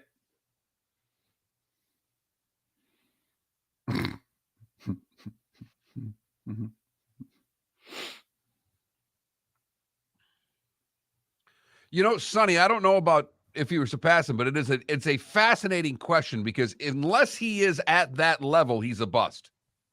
Okay, you know what? We can come back to here. this. That's a great. Thank you, Sonny. That's a great little comment. Well, because also remember, there's George Gervin. Okay, so my question would be, that's 3 Hall of Famers. Artis Gilmore's a Hall of Famer, although I think of him more as a Bull than a Spur, but played more years in Chicago, played like 6 or 7 in San Antonio. But I mean, they got 3 guys who are, never mind Ginobili, Parker. So, yeah, there you go. I happened to get in the car. I was driving yesterday to my closing, and I'm listening to Greeny, and he had Diane Taurasi or whatever her name is on. Pretty funny. They didn't even do sports. They were just off on things on the internet that bother him. People with their birthdays and why is your birthday important? Why do I care about your birthday? You're an adult. And she was kind of defending the birthday, but he was funny. That was a good 12 minutes in the car that I laughed.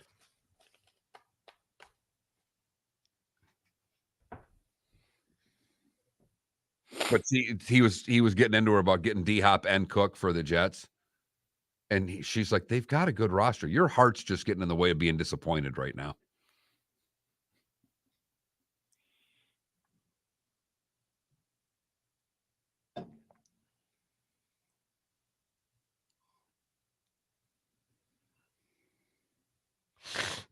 But Sonny, I would say the Iceman would come after Duncan and Robinson on the Spurs all-time list. Yes, Spitz, it survives. First off, the play-by-play that they have. They have the college football playoff. They have the World Baseball playoffs of the World Series. And they have the NBA playoffs. Now, I think, Spitz, there's a chance that ESPN is just nighttime, weekends, and play-by-play. I think there's a chance ESPN ditches ESPN Radio 6A to 6P. I really do. But first, I think they're going to try to make it so cheap that they can just keep the lights on and do it.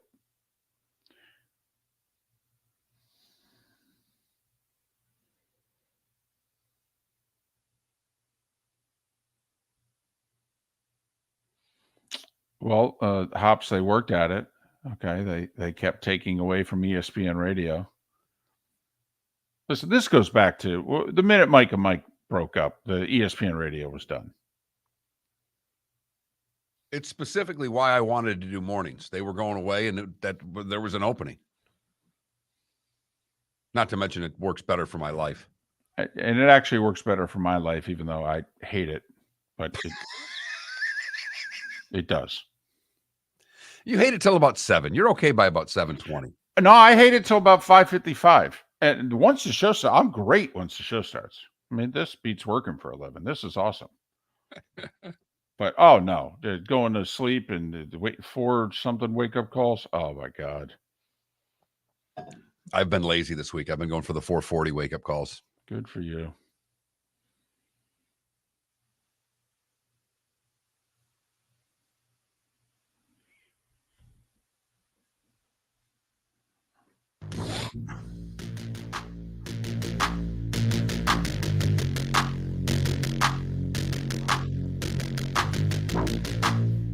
It's the bonus hour of Miller and Moulton on the Florida Sports Network.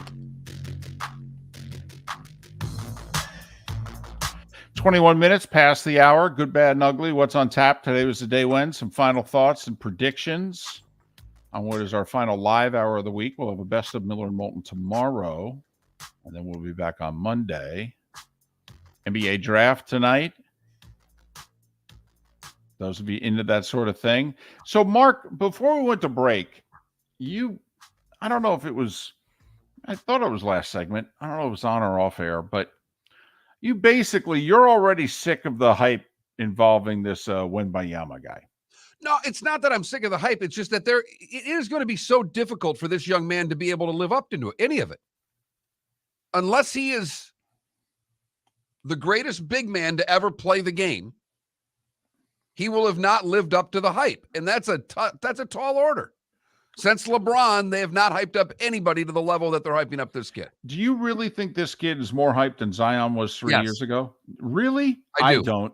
No, wait. For goodness sakes, they scalped tickets to Zion's games. A former president of the United States attended one of his last college games. Yeah, I'm with David. That was one of the most expensive college basketball tickets ever. Zion was an obsession 3 years ago.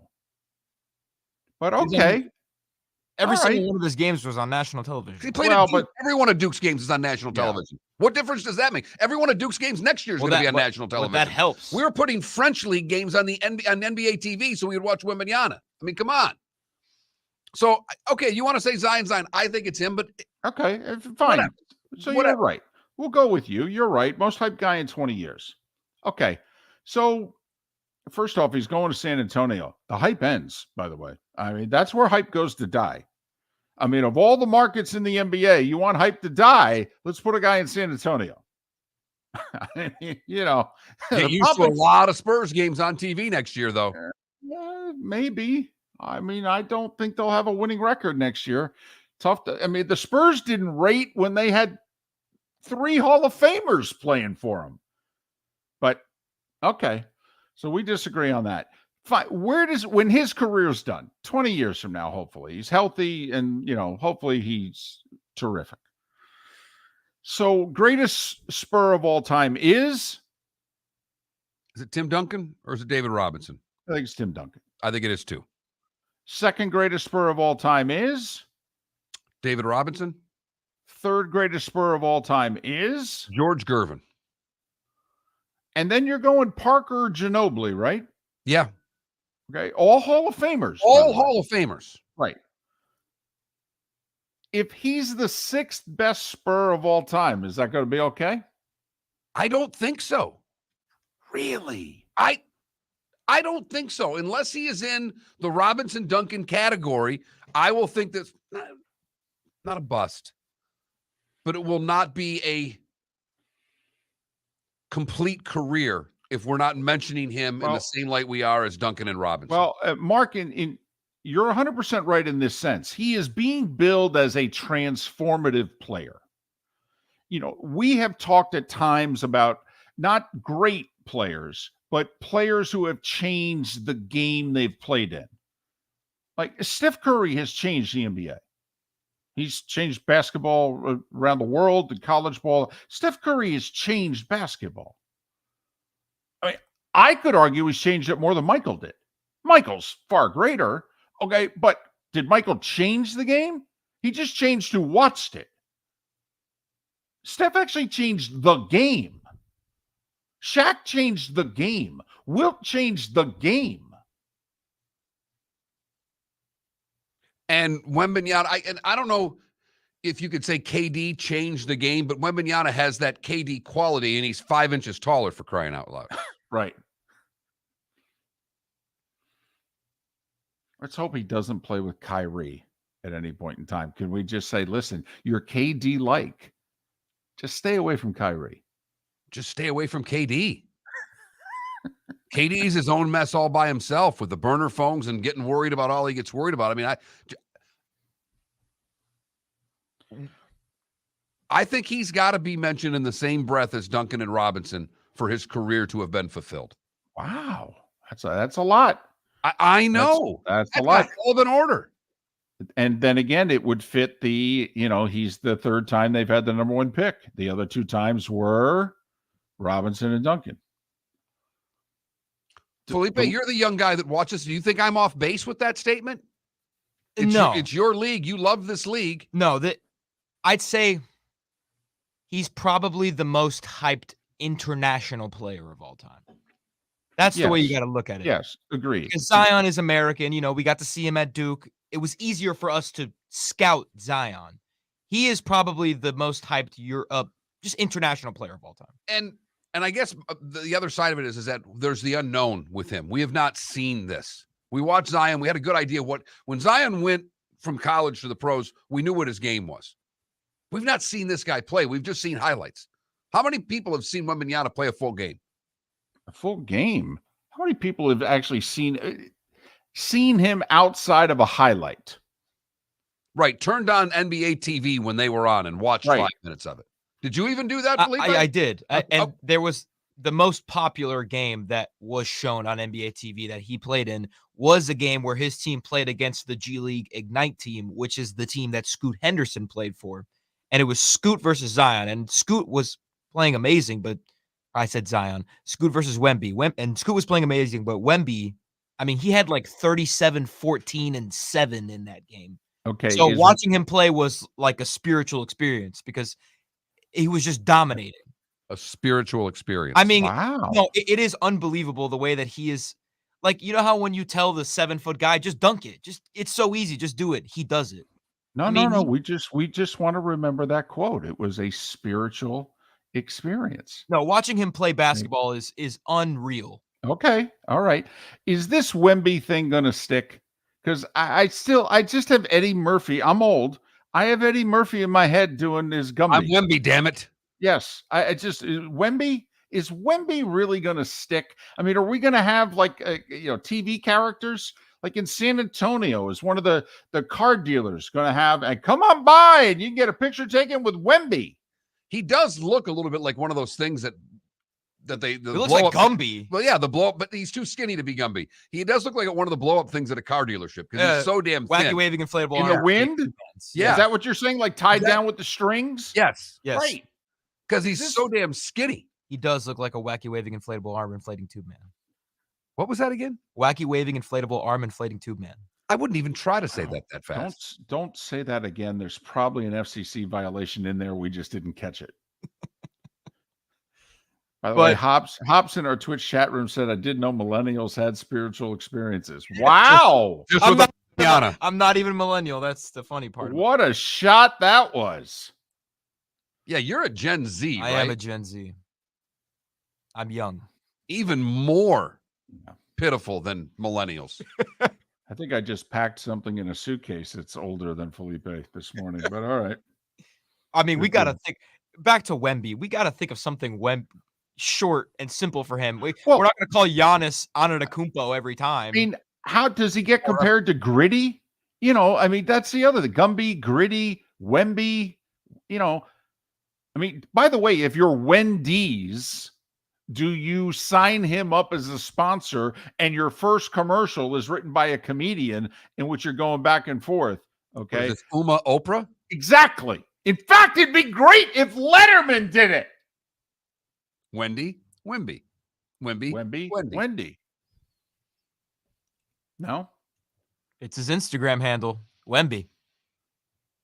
So it costs a fortune, but imagine if Letterman did it, okay, and then they're looking at him, and Oprah walks in and goes, didn't work the first time, Dave. They couldn't afford that spot. Sell a bunch of bacon cheeseburgers. The Victor Wembanyama meal. No, I guess. It's a really large, tall, skinny thing of fries. Miller and Moulton. The good, the bad, and the ugly today was the day when What's on Tap. It's how we finish the week. It's our last show of the week, and it's next on Miller and Moulton, Florida Sports Network. David Moulton for Napa Auto Parts, and Napa Filters. Insist on Napa filters for your vehicles, or if you're a do-it-yourselfer, only buy Napa filters. Napa has a filter for almost anything on earth that moves, whether it's motorcycles, foreign and domestic cars, vans, SUVs, earth-moving equipment. You get the idea. Napa Auto Parts, Napa filters. Insist on them for your vehicles, or if you're a do-it-yourselfer, only buy Napa filters. Miller and Moulton here for the Clutch Vodka Play of the Day. Mark, remember Nick Charles, Fred Hickman, the CNN Play of the Day? Yeah, CNN did a nightly sports show. That was a while ago. Yes, it was. Just work with me. Everyone liked the pod, the Play of the Day. So how about we have the Clutch Vodka Play of the Day? Sounds good. Fun. Smooth. Like Clutch Vodka. Listen weekday mornings for the Clutch Vodka Play of the Day. That's Clutch with a K. Located on the East Trail, locally owned Naples Tiki Bar and Grill is an outdoor eatery next to the Hitching Post Shopping Center. Island-inspired food with a true tiki theme. The best place in Naples to enjoy the beautiful weather in Southwest Florida. The Naples Tiki Bar and Grill offers a great menu for dine-in or takeout. Enjoy our famous pulled pork, huge burgers, and tiki bar cocktails. Don't miss happy hour every day from 3 to 6 and live music 7 days a week. See you soon at the Naples Tiki Bar and Grill, 11498 Tamiami Trail East. The waterways of Naples are a beauty to behold, and the Bayfront Inn has multiple ways for guests to enjoy the water and have some fun. Gather your family and friends and enjoy a leisurely day on the water with a pontoon or deck boat. If you prefer to explore the waterways without a motor, the Bayfront has canoes, standboards, and kayaks. At the end of your journey, enjoy lunch or dinner at the Bamboo Tropical Bar and Grill. The Bayfront Inn. Something for everyone. On 5th Avenue in Naples. You were listening to Miller and Moulton on the Florida Sports Network.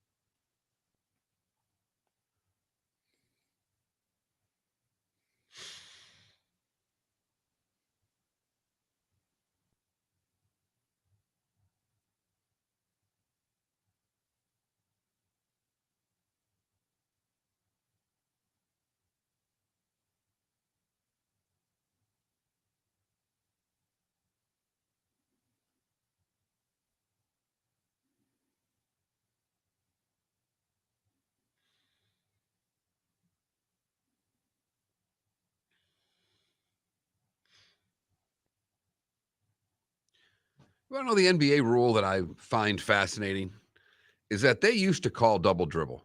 I don't even care about steps anymore. You're allowed to tip the ball, dribble it, pick it up, and dribble it again more. They just showed a Zion clip in which he tips the ball, dribbles it, picks it up, and then dribbles again. They don't even think about calling double dribble. Well, they've eliminated it as a rule pretty much. They called a double dribble or a carry. Oh, well, you're talking about double dribble. Double dribble. I've seen it called. It happens every once in a while, but they're allowed to slap that ball like, if you just weren't allowed to do, like if you slapped it away from a defender, it was almost considered a dribble. They've kind of changed what a dribble is, if you know what I mean. Well, then now there's also the gather step, and there's the right, like with the traveling. There's the traveling, the double dribbles, and the carries. I think it's a joke. But honestly, how much they let them walk. I think with the travels and the carries, I think it's just a matter of guys inventing moves, like inventing ways. To traveling get to the cup. No, they travel. They travel. It's a they travel. They use the gather step. No. It's traveling. They travel. It's not gathering. It's really you're not allowed to move your pivot foot. That's been the rule since the beginning of time. They've just basically changed the rules to allow these guys to travel. Well, they do drag the pivot foot a lot. All the time. They don't drag it. Guys weren't doing that. They move it. They switch They it. called it.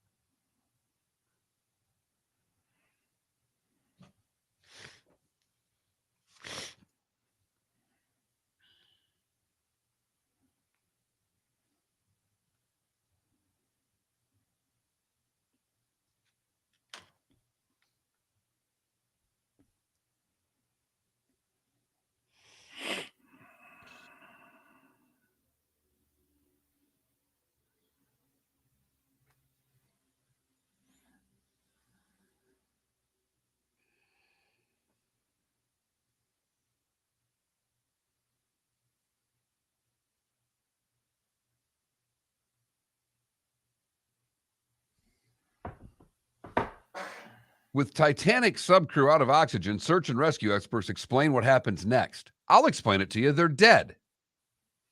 And they're 12,000 feet under the sea, and no one's going to go get them. Apparently, they've got some vehicle on the floor of the ocean there, and they're searching for them. They're not going to be able to pull that sub up. Well, no.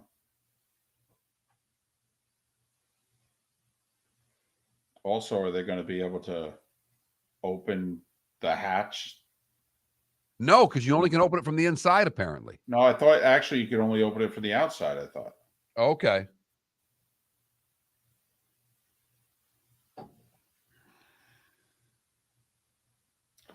Well, here's how you know, besides the obvious, like apparently that sub is supposed to be able to, even if something goes wrong, is supposed to be able to get to sea level. So the fact that the sub is not floating at sea.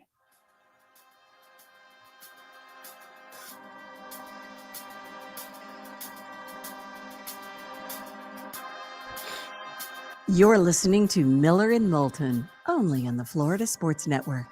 And now, here's Mark Miller and David Moulton.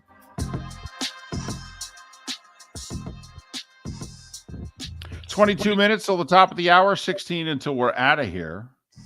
Miller and Moulton, Florida Sports Network, floridasportsnetwork.com. Our last live show of the week. Best of tomorrow. We're back on Monday. You ready? Yeah, let's do this. Okay. It's time for someone to take back this segment, if for no other reason than to stop David from talking about Meghan and Harry. Here's Mark Miller with Today Was the Day When. 1611, explorer Henry Hudson. His son and 7 others set adrift in Hudson Bay on a ship Discovery, and they're never seen again. Was it called Hudson Bay at the time? No. Okay.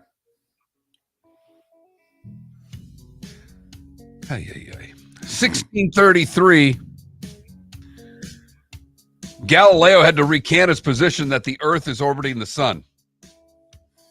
The Vatican would apologize in 1992. It only took them a little while to handle how they handled the case. Well, they are stubborn. They very rarely admit to wrongdoing. We've seen that.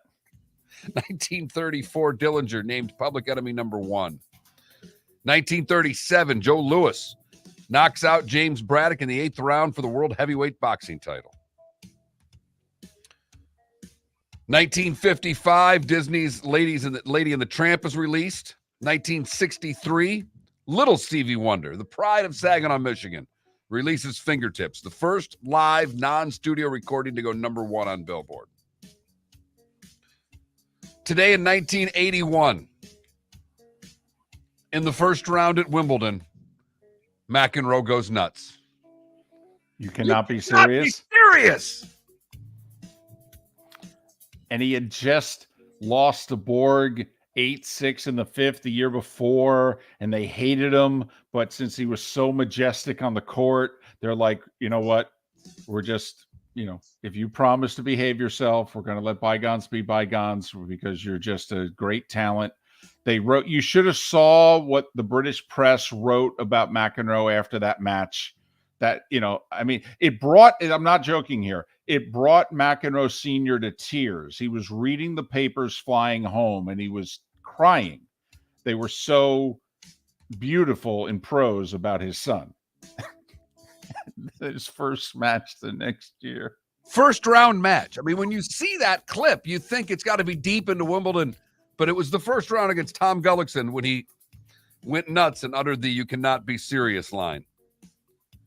Pete Rose gets hit 3,772 today to move past Aaron into second place in 1982. 1983, the NHL institutes a 5-minute sudden death overtime period.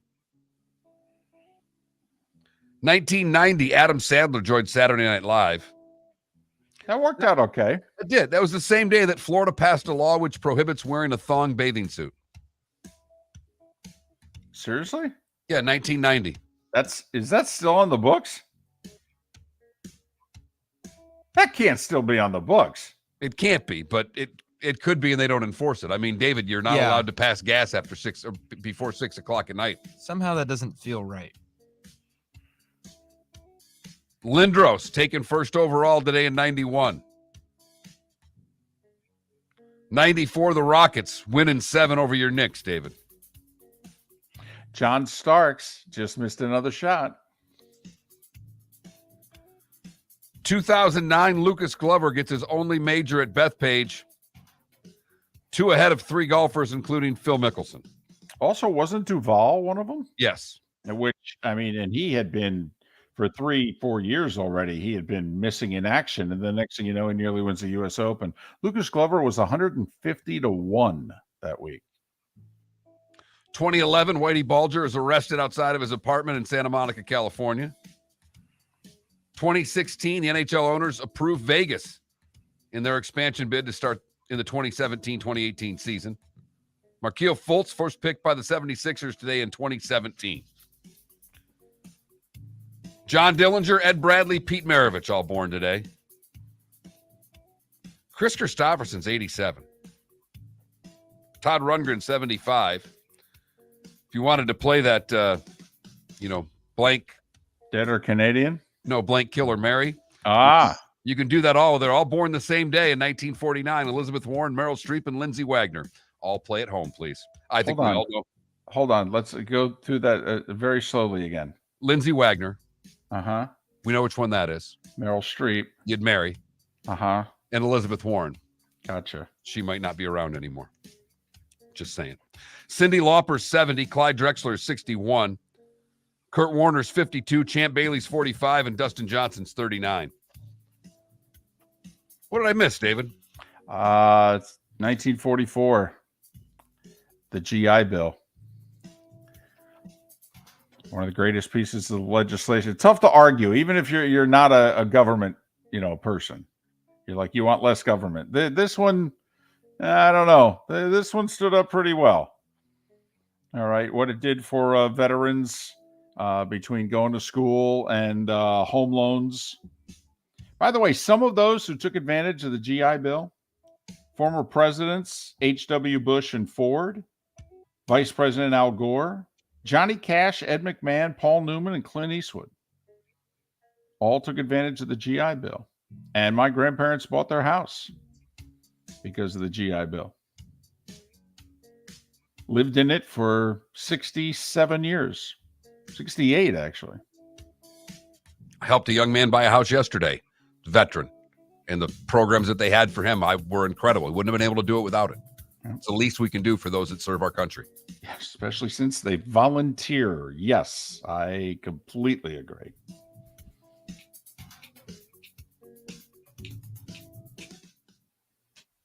He'd fall asleep? Folks, elsewhere mock Just Florida is gone on his phone. Florida. Well, Mark Miller sees it differently. Got 8 more minutes He in the calls show it there, the Felipe. good, You the got bad, tomorrow and off. the ugly. What you got, Mark? Snapping my finger at him, waving at him. He's just reading the phone. Well, it's Wemby. You got 3 days to do that in 8 minutes. Look, I got the NBA draft tonight, all right? I got some stuff going on. You've got a job from 6 to 10. That's all I ask. Our job does. Mark, we can't outrate the NBA draft. We cannot outrate Wemby. We cannot outrate Wemby. Those scoring at home for when my hand went to my forehead, it was 9:45 this morning. 9:45. For the good, we go to Pasco County, where a horse was spooked by another horse and fell into a swimming pool. Fire rescue from Pasco County had to come and get the horse out of the water. They say the horse is in good condition after being saved. Couldn't the horse just walk? I mean, it was stuck in the water. Couldn't get out of the pool. Couldn't find the steps. I don't know. For the bad, we go to Cape Coral, where guy's getting gas. Approached by a woman. Asked the Good Samaritan to help her with her oil cap on the next pump over. In the time the victim walked over to the woman's vehicle, someone got in their Audi A6 and took off and stole it. Oh, no.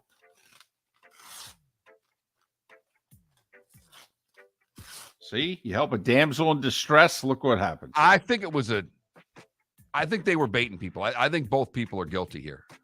I'm telling you right now, whoever the woman was, that's the key to this whole crime. Finally, the ugly. We stay in Lee County, where a black Audi Q5 was reported stolen back on June 19th. A couple days later, Lee County Sheriff spotted it driving down Fowler Street in Fort Myers with a 16-year-old boy driving it. Lights were put on. The Audi went into the equipment share store and ran into a backhoe. 6 kids got out of the car, took off running. 4 of the 6 were arrested. That is the good, the bad, and the ugly on today, June the 22nd, 2023. So we have 8 Major League Baseball games. 5 of them are this afternoon. However, the night games at 6:40, you got the Rays hosting the Royals. I mean, just broke that 3-game losing streak, longest one of the year. Time to go on a little run if you're the Rays. And the Marlins are hosting 4 with the Pirates, who have lost 9 in a row. I mean, don't both teams have to go minimum 3-1 in this series? Yes, and I think it's more important for the Marlins, believe it or not. Well, yeah, because they head on the road to Boston and Atlanta after this 4-game series. They just lost 2 out of 3 at home to Toronto. They're 9 games above 500. In theory, if they go 3-1, they'll be 11 games above 500 heading on the road at just about the halfway point of the season, because they will have played 79 games. The other night game is Yankees-Mariners, wrapping up that series. Braves and Phillies, 1 o'clock today. Red Sox-Twins, 1 o'clock as well. Giants put their 10-game winning streak on the line, hosting the Padres. The Reds in their 11-game winning streak are off. 7 o'clock tonight, ESPN, LSU, Wake Forest.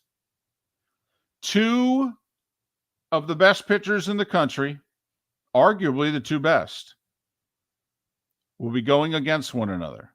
Winner to face Florida in a best-of-3 beginning Saturday for the College World Series Championship. Wake's the number 1 team in the country. LSU's 5th.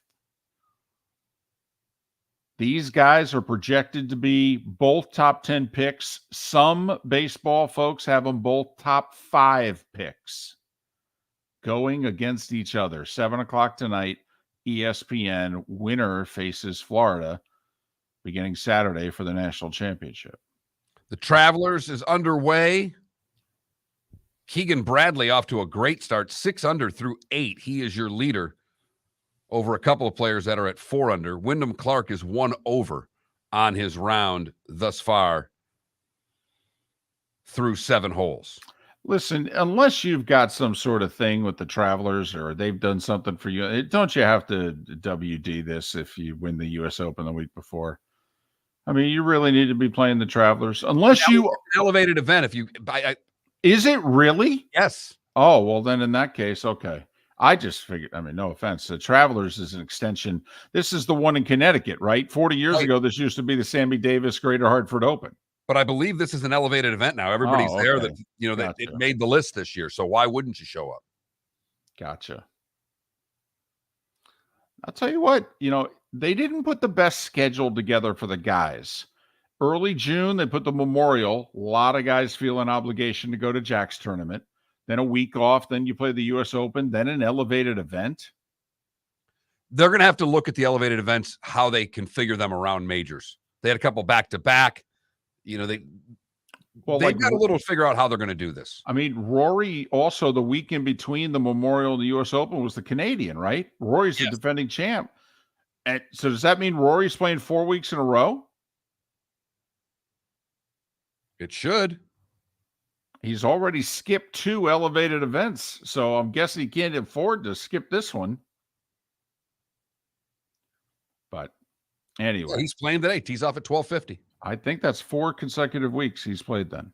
Oh, the grueling schedule, these poor guys. 8 o'clock tonight, ABC, ESPN, NBA draft. Wemby Mania. Wemby. In fact, if we did a show tomorrow, we'd spend the first half of it. Everyone would have to pronounce his last name. Felipe's already got it down. Felipe, go. Victor Wembanyama. Wembanyama is not that difficult. Wembanyama. Wembanyama. Okay. Makes it sound easy. I'll bet you it gets butchered all night. And he makes it look easy because he's 7'5". I'm telling you, all night they're just going to call him Wemby because they're talking about him so much. Well, here's the thing about Wemby. Yeah, Wemby. Okay. Or Vic. They'll call him Victor. Okay. By 8:30, aren't you done talking about him? I mean, how are you going to keep talking about him? Well, he's been selected. You interviewed him. We've moved on. In theory, we're going to get trades. Not in theory. We'll get trades. That's the one thing that this draft usually delivers for us is quite a few trades. This is your kind of draft, David. Well, also free agency begins in earnest July 1st. I think we'll have a ton of trades between tonight and July 1st because there are not nearly the free agents this year that there usually are. Still a few good ones. Yeah. I mean, when Kyle Kuzma is a top 5 free agent, it's not the greatest free agent class. After Harden and Kyrie, who both are head cases, Chris Middleton, Kyle Kuzma. It's ratings gold right there. Enjoy the draft, Felipe. David, enjoy your family reunion. We'll do this all over again on Monday. We've got tomorrow off. A best of show will run in the place of us. Enjoy the rest of your day. Miller and Moulton right here on the Florida Sports Network. Ladies and gentlemen, once again. Yeah.